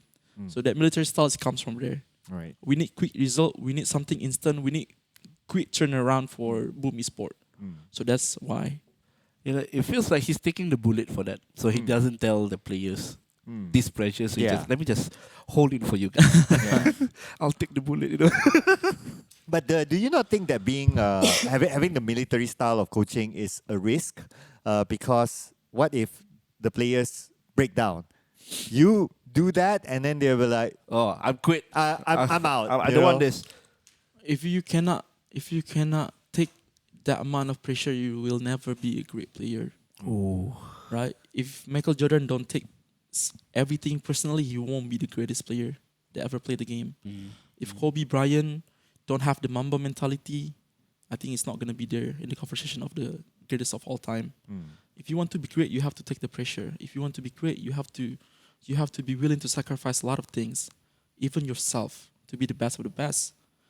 If you don't have the will to get pressure by your own coach, by the one who choose you, giving you opportunity to compete at the high level. But how do you deliver that message to the boys? Imagine we are the boys. Yeah. How do you tell it to us? So let's say we have a bad result today, right? So I'm gonna talk about it. You guys have to remember, the only reason we're here is because we have a purpose. We work as a team, not as individual. We have responsibility not only for ourselves, but also for people behind us. Your mom, your dad, everyone who have expectation towards yourself. If this team doesn't work out, there's gonna be a lot of people gonna suffer. Not only yourself. You see the manager already have kids. If this team disbanded, it's gonna be hard for the manager.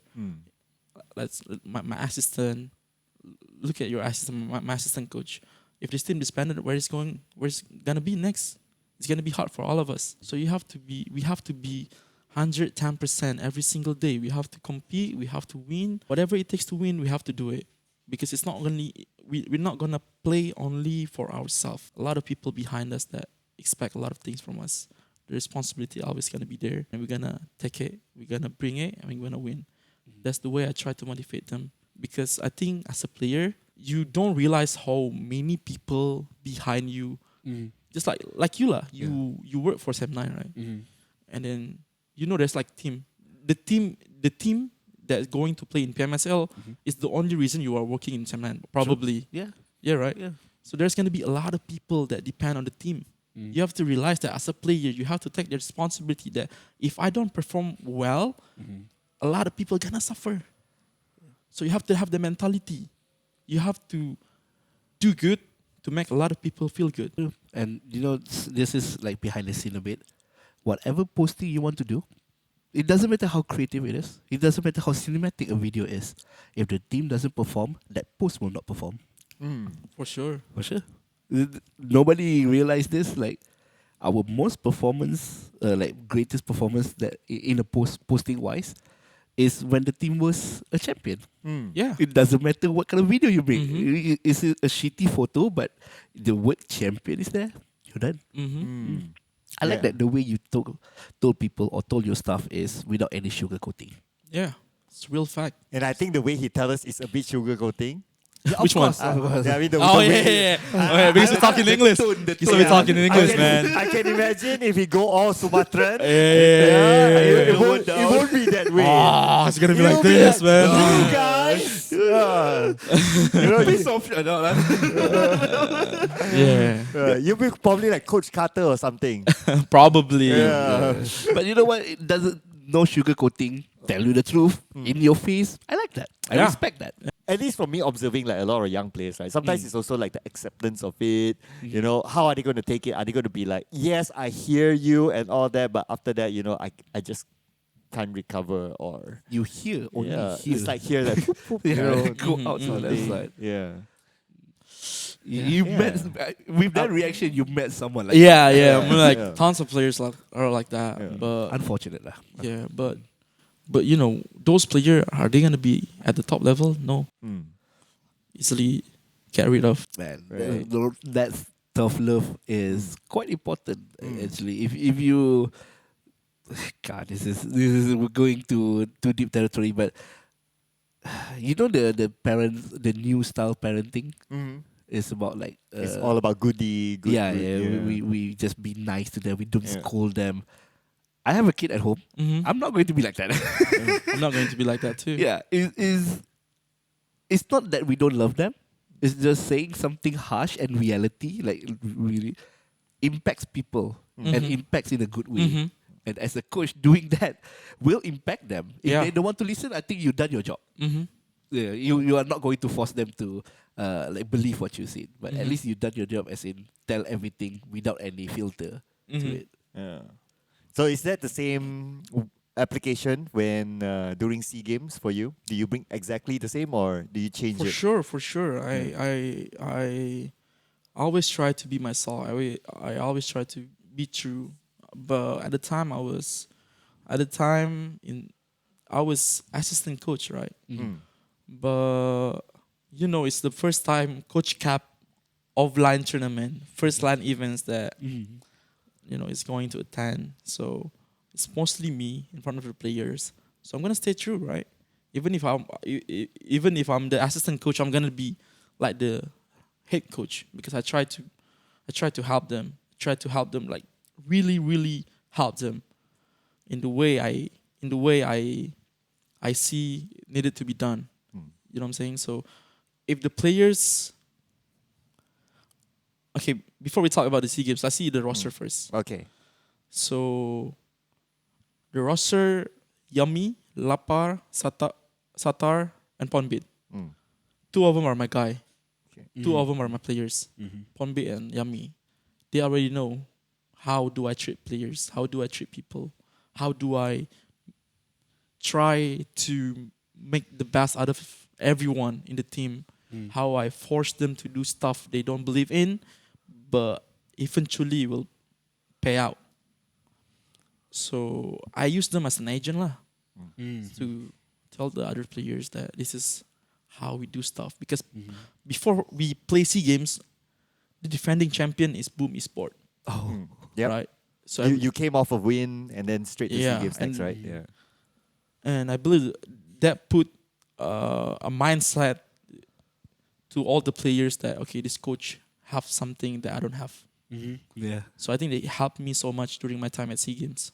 yeah. It's put more pressure technically For me. Yeah, for you. Is I it?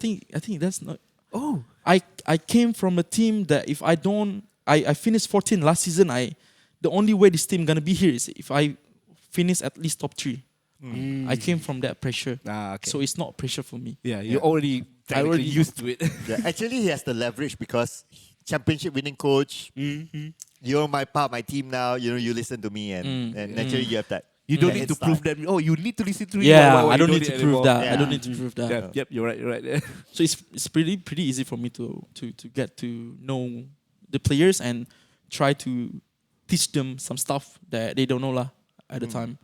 And also I have Coach Cap. His personal skill, the way he talks to people, is also very good. So I think one of the best in Indonesia right now. I think it's the reason he's in the BTR, because he can talk to superstars, he can talk to everyone and try to convince them to play the way he wants.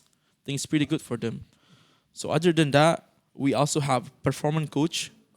It's called Coach Andrew. So Coach Andrew is, I think he's not the only reason, one of the big reasons why Indonesia keep winning in SEA Games in esport.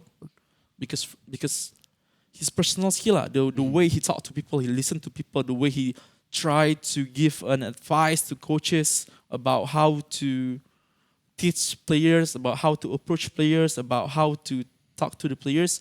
I think those advice are really helpful for the coaches. So like for example, let me be Coach Andrew, right? Okay. And you the head coach of Indonesia. Okay. And then this is our player, Player the superstar. Okay. I'm superstar player. So I'll try to get to know him, his background, his family, his character, his personal character everything about him. And then I try to summarize that, and I try to give that data to you and give you advice. Let's say it's like a super introvert lah. Okay. Yeah. Let's say like diam diri. Because let's say the background I'm like his parent is not there when he grew up and all this kind of stuff. And I told you this. You as a head coach, okay, this player, he grew up only with his mom or his dad, and I think you need to take part as a mom or as a dad. You try to teach them this way or that way.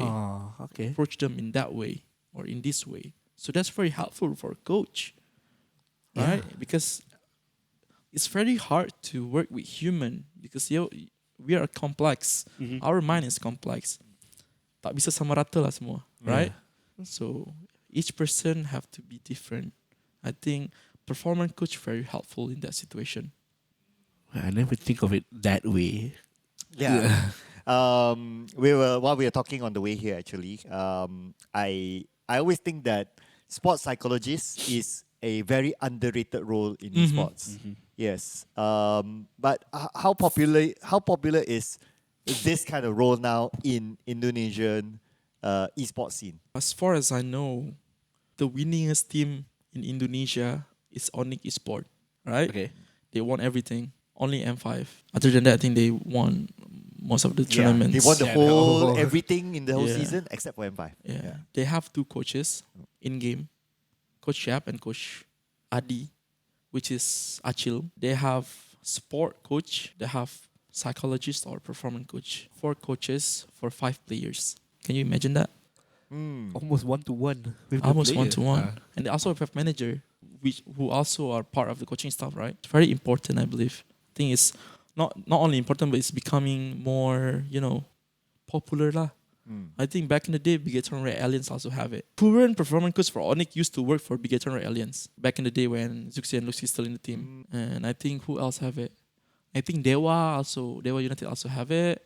We also have it now.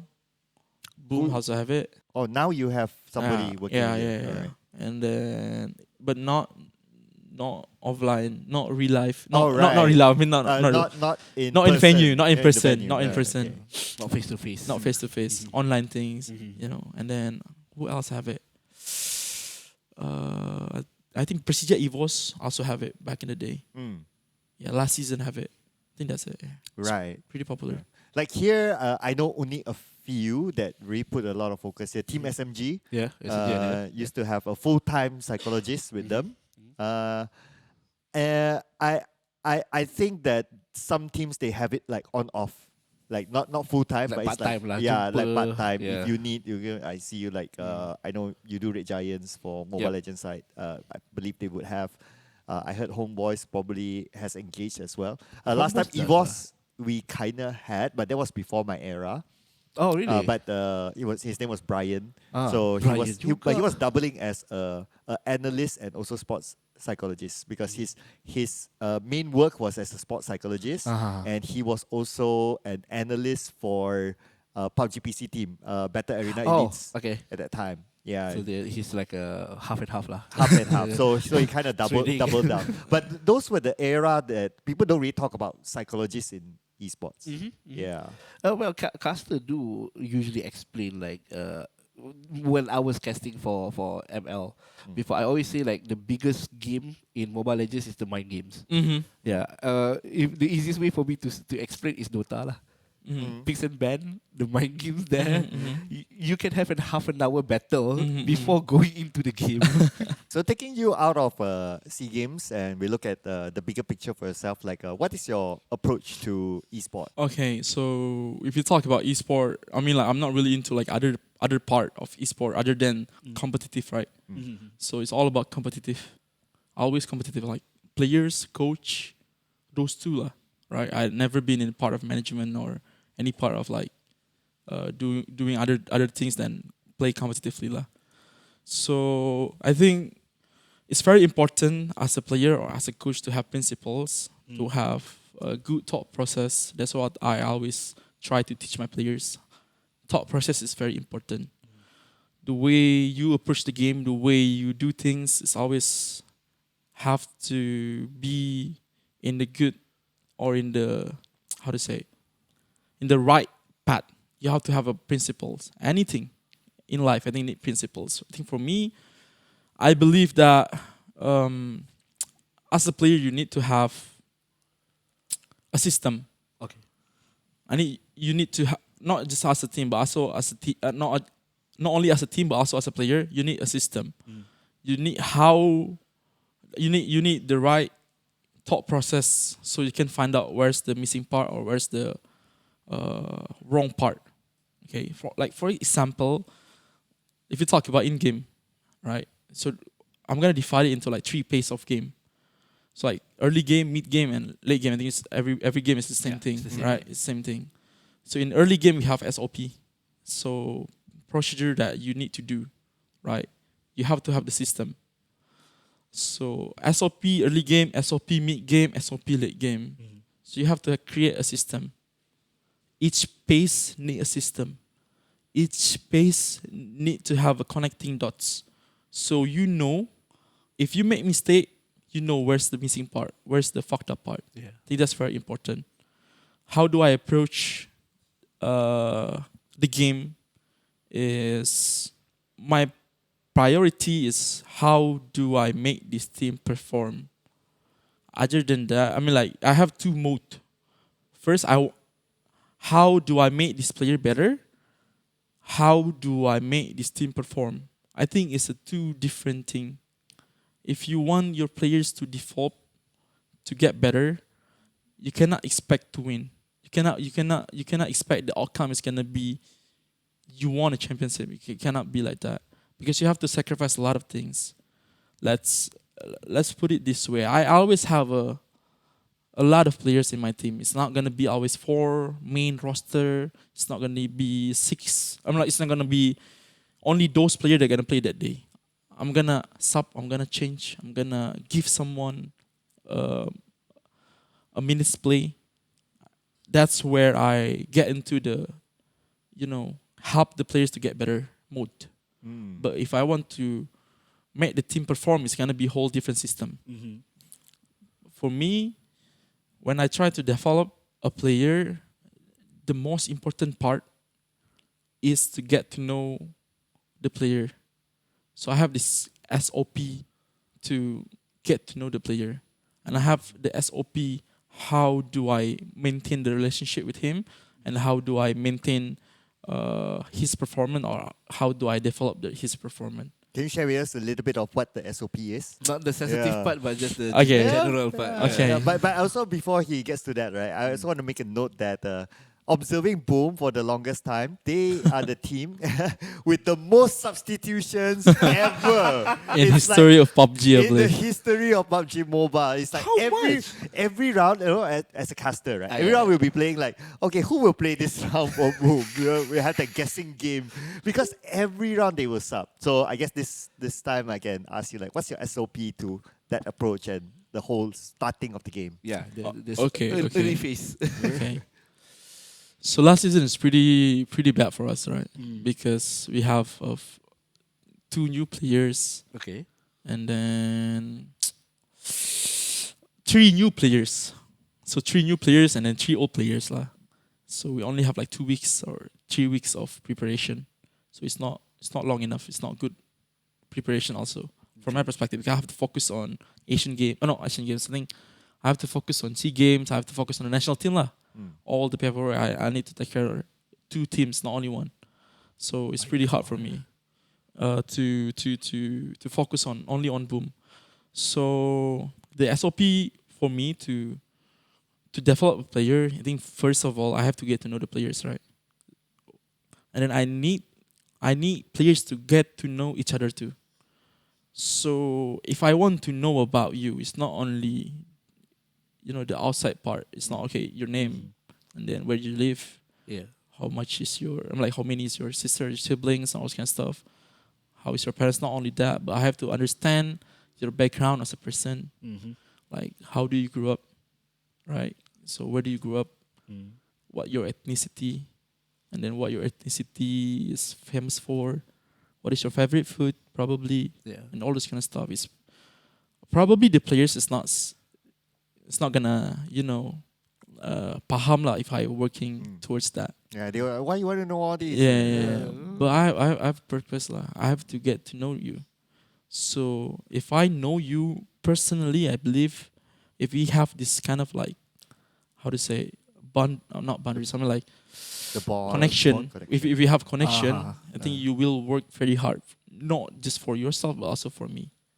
So those are, I think, early SOP lah for me to develop players. Okay, if we talk about the substitution, let's say we have a good game. Okay. Let's say we just got chicken. Okay. And then I know some players not gonna be happy if they got sub, even if it's a good game. But I have to sacrifice that in order for other players to understand how it feels like to play under pressure. Okay. You just got chicken. Yeah. Okay. So 10 points plus, let's say like 11 kills, 21 points. And then the next game you have to play.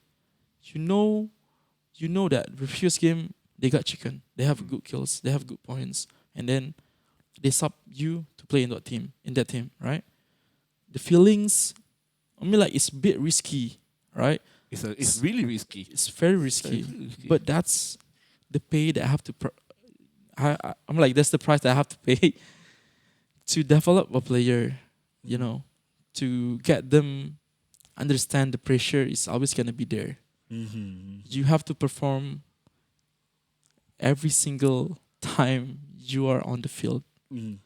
So I think that's pretty important for everyone in my team to understand that it doesn't matter how good or how bad you are, you're gonna play eventually, and you will get better under my hand. But I think if you're the fans, netizens, or whoever, right? Yeah. You wouldn't be able to understand because you're thinking hey, you just got chicken. Why you change the lineup? Yeah. Why not just keep them and play? Yeah. You know what people will say? You already have the momentum. Don't stop and change. And here you are changing it. But that is a solid reasoning. You want them to I need to perform now. People already have an expectation of getting a chicken, even though I'm not playing it, but I'm riding the wave. So I need to swim faster so that I will not get catch. Yeah, that's actually a solid plan. If I don't give a chance to players who are developing, for example, like my first season as a coach, if I don't give a chance to community players, I don't think a lot of teams in Indonesia or even Southeast Asia will believe in community players. After I signed those trio from community, from tier 3, from tier 2, a lot of teams start to try community players in their team. If I don't start that movement, I don't believe community players will have a chance to play at a high level. I have to be the one who sacrifice. I have to be the one who take the punch. I have to be the one to start the movement, to help a lot of players, to help the community to grow, to be who they are now. As you can see, there's a lot of new community players lah. You can see, let's see, Morp. They have my players. I mean, like, I signed this player, but I don't bring it to pay myself, and Morp signed him. Hazel, community players. And then Talon, have Axel, community players. Never play pro. But I think he only played pro one season, and then he joined Talon after that. Community players also. Who else? RRQ, have Snape. Played 2 seasons in Aura, I know. But before that, he's a community player. I think a lot of teams Other than BTR, I think most of them taking a community player lah. Alter Ego, other than Bigatron and Alter Ego, everyone take community player even before the season start. If you want to start something, you have to sacrifice a lot of things. Okay, I'm like a lot of people don't believe in me, including Junior, including a lot of even probably Jeffrey, the coach in SEA Games, even the head coach of myself at the time, of my mentor Clover, probably don't believe in me. Even my boss probably don't believe in me when I start to build the team from scratch. I believe in myself, I believe in the players, and they prove it lah. I keep changing the players. It's also to give them a chance to develop themselves lah. Honestly, if I hear throwback a little bit, like you have the pressure, you are like number 14 for 2 seasons. It's your make or break season next. Nobody would think that would take the risk that he takes. Everybody will like, okay, I'll just sign the best superstars that I can get. You have to walk so they can run. Yep. Yeah, and the experiment, I won't say it's experiment lah, but it's most like the risk that you take is high risk, high reward. Crazy. It's crazy high risk, high reward. I don't know how many people would be willing to take that risk. Okay, but coming back to the SOP thing, right? So that is like the early game SOP. Then coming to your mid game SOP, like during the game. Okay. Yeah. So during the game, what do you mean? Is it during the tournaments or like during the game? Like mid game pace. I guess in your terms, like during the tournament. So like 2 modes, right? Developing and performing. I think it's more of a strategy things lah. So I cannot spill that much. You know what I'm saying? So yeah, because we are he just hot drop into 7-9 territory. Okay, but yeah, there's no webcam here though. I need to remember to ask this again when he retires. You know, or when I retire, I can tell you everything. Okay? Yeah, when I retire, or when we work together. Sometimes. Yeah. But I think mostly just about reading the games lah. I think my SOP is mostly about reading the games, understanding the games, like understanding what is the purpose of this game. Because I think every circle have a different purpose. Oh, okay. So not only let's say if the circle is okay, let's spill a bit. If the circle let's say like I drop let's say how familiar you are with maps in PUBG. I'm okay. Okay. Yeah. Let's say you drop Pochinki.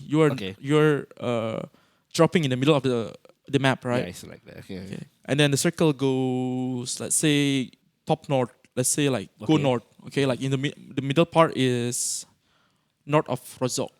Okay, you have to understand what is the purpose of the game at the time. Before you understand the purpose of the game, you have to read. You have to find the information, so you can set the goal towards that game. I can understand this. Yeah. Information is the only things that matters. Not the only things, but the biggest factor in PUBG. Information is everything. So you have to understand, okay, where does the other teams drop, where they usually play in the circle, what is our path to go to the circle. So all this kind of information will be your decider to create a goal in the game. Yeah, because it's of course like PUBG Battle Royale and all that. You don't have like, if I make a comparison with MOBA, you can easily see your opponent's items. Yeah. Like Mobile Legends, for example, you just open the tab and then you can see the items. So you can kind of like have that information. But PUBG is like you don't see anything. You only hear, you see what you can see, and that's about it. You're right. Yeah. We don't know. In PUBG, you're kind of guessing the firepower of the opponent. Yeah. Your grenades, how many they have, smokes, this and that. Yeah. Yeah, you don't know what utility they have. Everything. Zero. Is it helmet level 3 or level 2?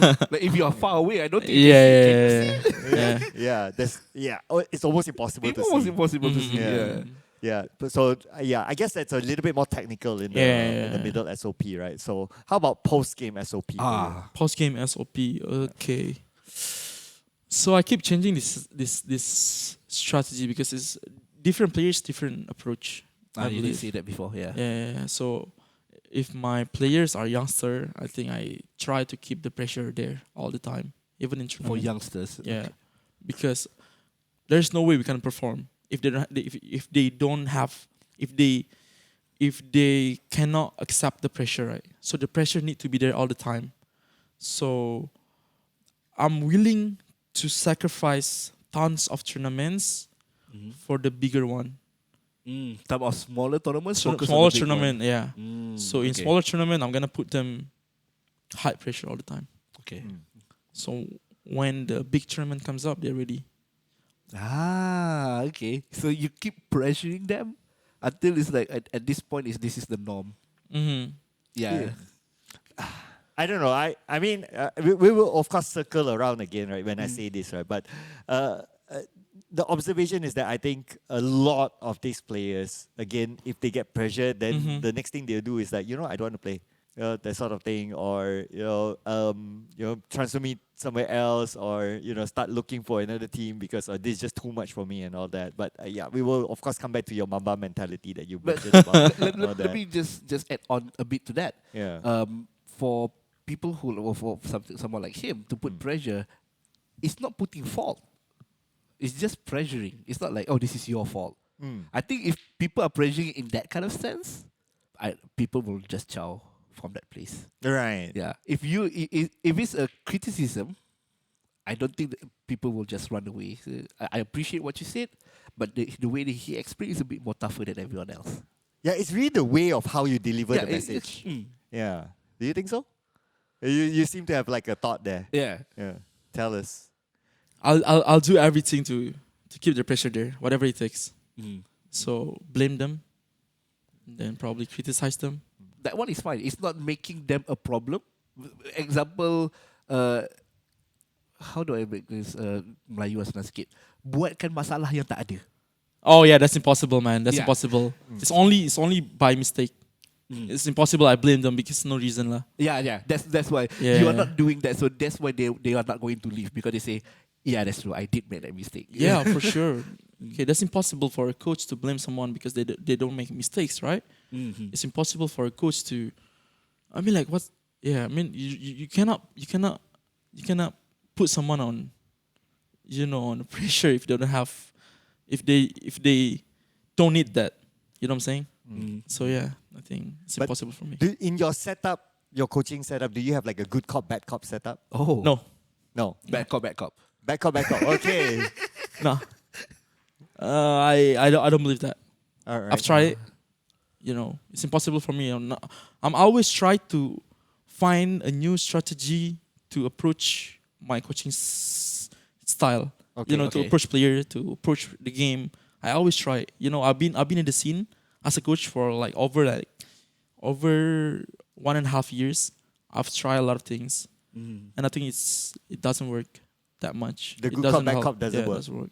Why not? Because that is like a very regular approach. Yeah, very regular Yeah. approach, right? But Why I don't don't you believe believe that it? because you as a good cop, you cannot give them the reality. You have as to a good face the cop. fact.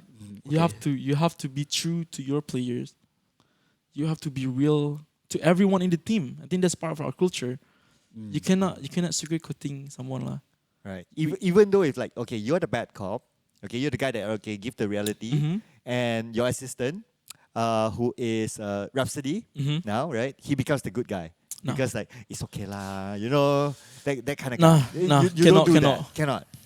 Berseberangan lah. Okay. Right. If that's the case, then nobody's going to listen to the bad cop. Yeah, right. People are just going to listen to the good cop. Interesting. Yeah. Yeah. I've tried. Interesting approach. Interesting thought. I've tried. It doesn't work. How about good cop? You cannot. also cannot. Even worse. You are is it? sugarcoating it. Yeah, you cannot. Let's say I have a superstar, very good gun skill. Okay. Okay, but I always poke him. It's okay if you make mistake. It's okay. Then It's not gonna be a great player. I believe that. I also believe that. Wow, you also believe that? Yeah, I also believe that. Okay. What do you think? I don't know. My personal approach is always the good cop, bad cop thing. Okay. Yeah, like you always like kind of like if you're within the management, right, and you have like your coaches or whoever, we will always kind of like put the roles in first. Like, okay, you want to be the bad cop or the good cop, and then you have the other person. So one person becomes the bad cop, tells the reality. The other person goes to soften things up. Okay. Because you kind of like want to jaga hati lah. You don't want like all the bad feelings to carry forward. Okay.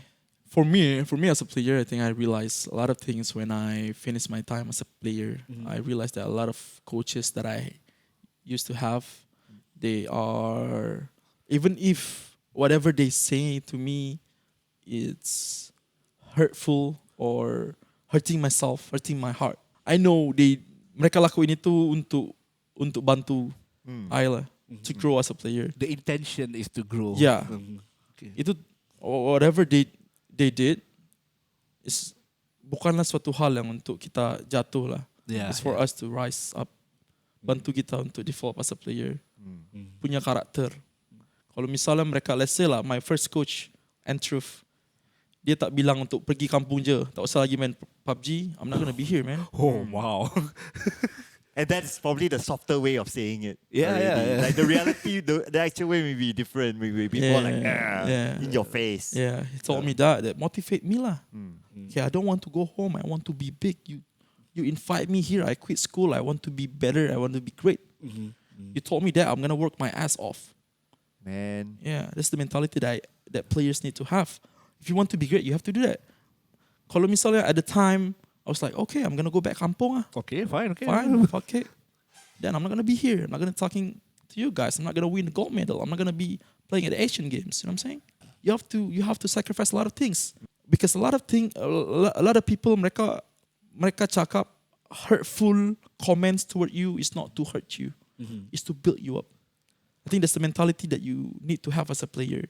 Whatever other people tell you, hurtful things to you, look at the intention, look at the good side. Jangan cuma ambil the bad things lah. Yeah, that's why people say it's the ugly truth. Yeah, macam mana pun, it's still the truth. Yeah. I think it's pasal aku setuju sangat because my father ex-soldier is a bit strict to me, and that's why bila dah besar ni pun aku rasa macam that sounds logical because that's how I was raised up. So aku dah normal lah. I think for you as well, it becomes a norm for you. So people, if you feel like somebody like keep saying nice thing to you, you don't trust them. Yeah, I don't trust them. Yep. Kalau ada orang banyak sangat puji tu, aku selalu macam I put a small barrier in between because I'm trust issue. So actually, it's a good conversation if you talk about what's friend to you. A friend is someone who's truthful, honest. Yeah. So yep. Sama. That you feel comfortable talking to. yes, we can just be upfront. with Upfront. each other. Yeah. It's a person who can say you do bad. It's a person who say you did something wrong. Oh, that's a friend for you. Yeah, for me that's okay, a friend for me. okay. But I think not everyone see friends like that. Right. They want friends who can listen to them, who are not gonna judge them. You know, tak akan nilai dia ni sebagai seseorang yang buruk. Okay, but for me, I don't need friends. I need someone to be a reflector to me. You know, see things that I don't see, see things that I cannot see. I think for me, friends are someone who can, we can talk for hours and chill, not judging each other. Yeah. But it's not going to be good reflector, you know what I'm saying? Yeah. If you want to be coach, if you want to be teammates, you cannot be friends. You have to be good reflector. You have to tell your teammates kalau mereka lakuin mistake, kalau mereka lakuin kesalahan, right? Yeah. You can, okay lah, you can be friends, but you cannot be that real best friends, you know what I'm saying? Yeah. Because I think real best friend, they're not gonna hurt each other lah, each other feelings. They're not gonna say things yang akan menyakiti temannya lah, right? But if you want to be great teammates, you have to be someone yang bisa reflect your mistakes. That's a quote and a half. Yeah. I like that quote. I actually agree. Like, I have trust issue. I think I already said this multiple times. So that's why aku kalau jumpa someone that's always a bit too nice, they don't say what mistake that I done that I know I have done. It becomes like a small distance will happen. More importantly is books. Okay. Because people usually salah faham dengan bookworm. It's boring. People read like boring stuff, this and that. So I want to ask you a question regarding books. What would you recommend for people to read? Okay, a motivational book, but for people who don't read books. Okay. I think it's one of my life-changing books lah. Okay. Sangat membantu me in my early years as a player, also as a coach. I masih tetap baca ni buku until now. So this book is very important to my life. Simon Sinek, the writer is Simon Sinek, and the book is called Why. I think it's why. Just why? Not why. I think start with why. Okay. Or start with why. Starts with why. Yeah. So I think we talked about it before. I think starts with why. Always gonna be the first book that everyone needs to read. Why? Why? Why? Yeah. What's your takeaway from the book? Karena I think everyone butuh alasan untuk lakuin suatu hal. I think it's very important to have why. It's very important to have the reasoning. Sebab if you forget why you start, if you forget why you doing it, I think in tough times it's very hard to keep going lah. But if you remember the reason why you started, the reason why you keep going it, keep doing the things that you doing, I think it's very helpful for you to remind the reason. And then the second one should be penulis try dialog, and then the I think the title is principles. So principle, it talks about his experience, his guiding lines towards life, how he managed to keep things manageable. I think it's very important to people have principles in life. You have to have. I think everyone butuh suatu guiding lines di kehidupan masing-masing, right? Yeah. Mereka butuh arahan untuk stay in the path. And then I think it's very helpful for people who masih, start the journey of life improvement. I think it's very important to have principle. Not only I don't only apply in real life, in my daily life, but I also apply in PUBG, in game. We need to have principles how to play the game. So I think those two books are very important for people, for human being. I think those two books are my. It's not for player. It's for as a human. Yeah. Those two books are very important. Yeah. So, what is your personal future plan?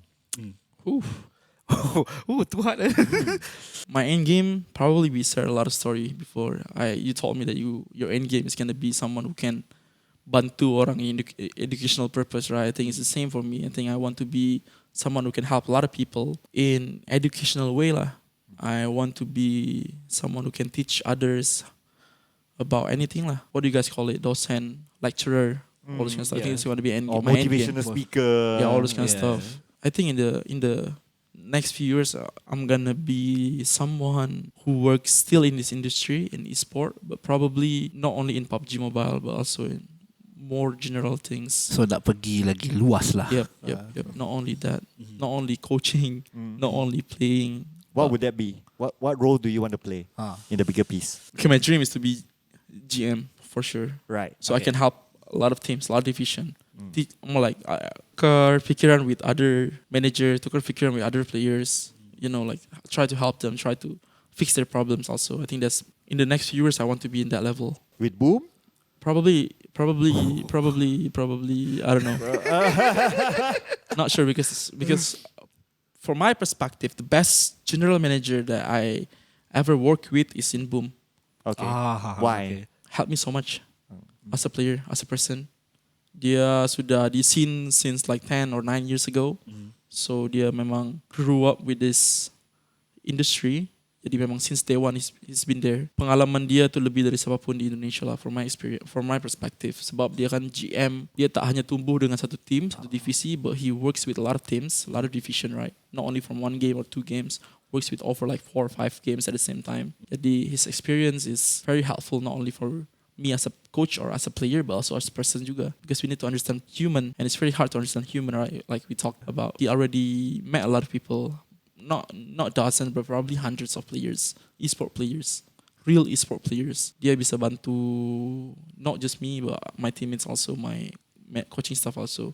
Jadi it's one of the best GM in Indonesia right now. How interested are you in the business side of things? And why I ask that, right, is because like I can imagine that if you go to a GM level and above, it's not only about the team already. That's for sure. It's also about like the business, the bigger side of things. So your vision will be wider to the company itself. Yes, sir. Talk about business. I mean, you can I think I'm the only coach that understand the management more than any other coach in Indonesia. I set my goal at the start of my career as a coach. I told my GM that I want to bring sponsor to this team because the only way I feel it like this lah. Esport team is like a startup. You have to burn a lot of money. Yes. At first to get good teams. So the good teams get a lot of spotlight, and those spotlight turns into like what is it called? Sponsor, right? That sponsor, that money from sponsor keep it running lah. Keep the industry running. Yeah. So that's my goal. I told my GM like I want to bring sponsor to this team so the Boom PUBG Mobile keep running. Even though for the past 1.5 years I belum sampai to target, but I keep working towards that. So I try to. That's why I'm here. That's why I talk to a lot of people. That's why I met you. That's why I'm really interested to people. I want to make my network bigger and bigger because I want to, understand more about not just competitive level, not just competitive thing, but also like business side of things. That's tough because you are literally diving into something totally different where he is focusing on previous style. Yep. Because marketing and all that stuff, you need to think of the mind of the consumer. But now you are at this point you are thinking the mind of an athlete. So how do you want to do that? Are you going to like experiment more, or are you going to focus on your main page first, then using that knowledge to the company, or how do you going to get all the knowledge? For me, I haven't think about it now because I still have goals here. You are focusing on this one first. Yeah. Wants to lift the trophy first. Yep. Yeah, for sure. I want that world champion title on myself. But I'm not gonna say I'm smart. I'm not gonna say I'm a fast learner also. But I work really hard to get what I want. I will put myself into above limit to get what I want. So I believe in myself. I believe in my value. Whatever I've learned for the past 3 or 4 or 5 years, I believe that I can work towards that. So mungkin belum sekarang saatnya. Yeah. But maybe one day I'm gonna be there. So I don't need to worry about it. And now I already take classes about business and stuff, and I already run some business. I have some kedai and all this kind of stuff back in Indonesia. Oh wow. So I work. So where's your rest time? Oh my God. Yeah. But that's the sacrifice that he said, right? Like that's why he doesn't hang out, he's just focused on the grind. Right? Amazing. Damn, I haven't seen anyone as a manager that's already have a shop. Does anyone here does it? People retire and open a shop there. Mostly it's like after. Yeah, right? it's after, but you are already doing it. yeah, even though I'm not really I'm not diving into it because I work with my partner. So yeah. It's fine. You're already touching the things that you want. Some people just nanti. That's future problem. I think there's someone above me. Svavel is a whole different level in terms Why of is like. I'm not gonna talk about it, but I think it's just way above our level. Okay. Because his business mind is, Right. Some people with business mind is a whole other level with yeah, the people. It shows that we got to get him on the show, right? Yeah, that's for Yeah, sure. we gotta That's get for him on sure. the We need both of you to be here. I'm just gonna spill a bit. This is the way I think it's okay to buka kat sini lah. Okay. I think as a player you have a lot of money. Not a lot of money. If you want championship, so you have 2 types of income, right? Yeah. Salary And then prize pool. And then probably endorsement and blah blah blah blah blah. Let's put it in as a prize pool also. Your salary, I think his style of managing the money is salary is only for you. Okay, you can spend it that month, whatever. You can spend it on anything. Enjoy it. But whatever is prize pool money, this endorsement money, everything other than your salary, you put it in one pocket and then you save it for your retirement. I keep saying that for all the players. Yeah, right. Yeah, right. Yeah, I keep saying that. Dia sudah pakai cara tu. Jadi he been working for like 3 or 4 years and then he won gold medal, Indonesian government money. And all this kind of stuff. I think itu juga bisa dipakai dengan banyak orang di sini lah. Maksudnya salary you keep it, you can do whatever you want with your salary, but the prize pool is your retirement fund. Don't mess with it. Because I believe banyak player professional probably now after they finish they don't have anything. Yeah. Yep. Yeah, I have a lot of friends Bam. that is ex-professional player that's now struggling, You're looking for a job, and I'm You're like, I told you so. Save the money. Don't buy AirPods. Like, Don't buy all the luxury stuff okay, too much. I don't want to say the player's name. Like, I really don't want to say it. They won. I just say it. They won a big prize pool. Uh-huh. The first stuff they bought is buying a speaker, iPhone, AirPods, shoes. Yeah, right. I'm like, go buy a house. Mm. Go buy a car. Go buy gold for your investment. Yeah, right. You are, okay, not faulting them. They're still kids. Sad to say 26, 24. They have the mindset for still enjoying, but save some money for future plans. Open a shop. Yeah. Simple as that. Or at least just buy a land, buy something Yep. that doesn't move that much, Yeah. you know. Yeah, have a farm that you can send your kid Yeah, to go right. round and round. Yeah, right. Yeah, right. I think one of the smartest move that I have this player. I'm just gonna spell it out here. Ponbit. Okay. It's very smart. He invests his money towards Bitcoin. I think. Oh my god. And he met Sportson over there, I believe. Mm. And he don't banyak pakai uang kemenangan dia tu lah. Yeah, yeah. Dia hanya pakai untuk buka bisnis, buka investment. itu investment, all that stuff. Yeah. I think it's a smart move by Ponbit, and people need to learn from Ponbit. Yeah. Right. It doesn't matter. This is not like saying, oh, you need to go to. Yeah. It's not that. It's just have some backup plans for your money. Think of the future. Think of the Yeah. future. Yeah. But we're towards the end of our podcast. So, Our short podcast. yeah, a very short podcast. This arguably the longest episode. But, Already going to be arguably. okay. But do you think you are unique as a coach in Indonesia? Are you the only one that does what you do? Or do you think everyone else is doing the same? I believe so. I believe I'm pretty unique. I'm doing things different from others. I take risks that no one will take. For example, People will bringing call you crazy for the things you do. yeah, right. They don't believe in me. They don't believe in myself. They don't believe in the value that I have. They don't believe in my players. They don't believe in my management. I do things different from others lah. When others take professional superstar player, I take amateur semi-professional player. No one knows about, and the way I coach them, I train. So I believe there's like two types of teams. The first team is like Real Madrid. They bought superstar, right? The other one is Barcelona. They have a coach, they have a system, they have academy. They put their academy to the main roster. They develop the academy players to be superstar. I'm the second one. I believe in community players. I believe that there's a lot of talented Indonesian players that still unseen, that still no one knows about. And the way I coach them is very different. When others only do sugarcoating, I try to put them in the pressure mode. Yeah. So I believe I'm pretty different from others. But not only that, I adapt. I think that's my best strategy as a coach is to adapt. I can adapt to a lot of people, to a lot of person. Like I can adapt towards any condition and situation, I believe. I keep learning about it thanks to a lot of people who teach me how to adapt, how to approach problems, how to approach a situation, how to approach different person, different position. I think that's my best strategy or my best skill set right now. So since we're towards the end, right, and this is the question that I always ask our guests. What is that one advice you would give to someone out there who wants to be as successful like you? I know we already have a lot of like tips from you already. Yeah. If you listen from the start, you have a lot. But the main tips you're going to give to people, the number one. From my perspective, I think the best advice I can give is be the dumbest person in the room. I think that's my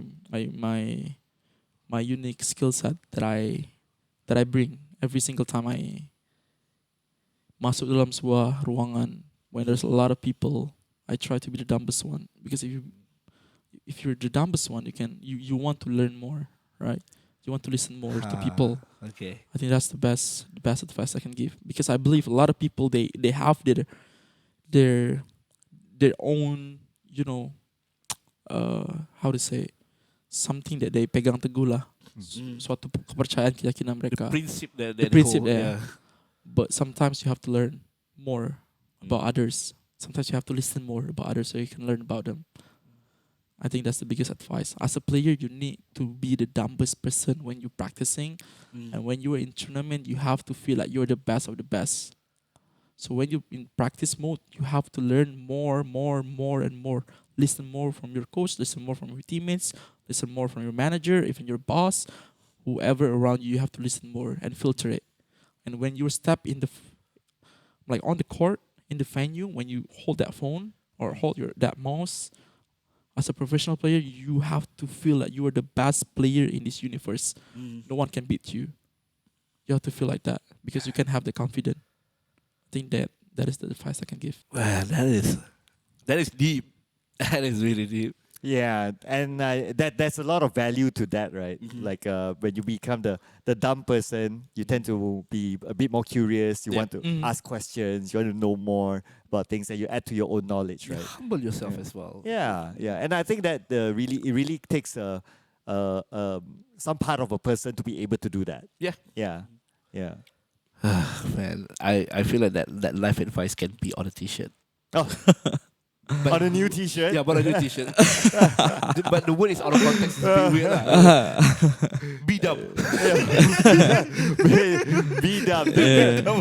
If you ever sell that merchandise, you know where it came from. It's truly from here, what? Yeah, that's a good one. Okay, anyway, so a lot of interesting stories. You get to hear a lot of good history and also future plans as well, and also how you grew yourself as a person to who you are today. And I'm sure there are a lot more stories to uncover as the journey goes for you as well. Yeah. And I guess that will be a wrap for here. Oh my God. Again, oh my goodness. This is an amazing episode. Yeah. Surely, as long as he's still here, we'll try to get more out of this. Let's get more. More. He wants more. Yeah, he wants more. Okay? He wants more. We might get an episode with Shalma in this. We'll talk about the bigger things of esports later on. But I truly appreciate you spending time today, taking time off your really busy schedule. Yeah, actually he has a rehearsal later on. So oh God. Yeah, it's okay. It's not a big deal. Are you rushing? Also, thank you for all of you for inviting me, and thank you for Ben helping us toward this 3 hours, 2 hours more. Thank you so much, man. Appreciate it, man. Yeah, being our very silent listener behind the camera. Yeah. And for the viewers out there, appreciate so much for you watching this. Yes, and if you like what you listen, don't forget to share it to one other person who has not heard about us before. And do let us know in the comment section as well. Who else would you like to hear from? We'll try to bring them onto the set as well. And see you guys in the next episode. Bye.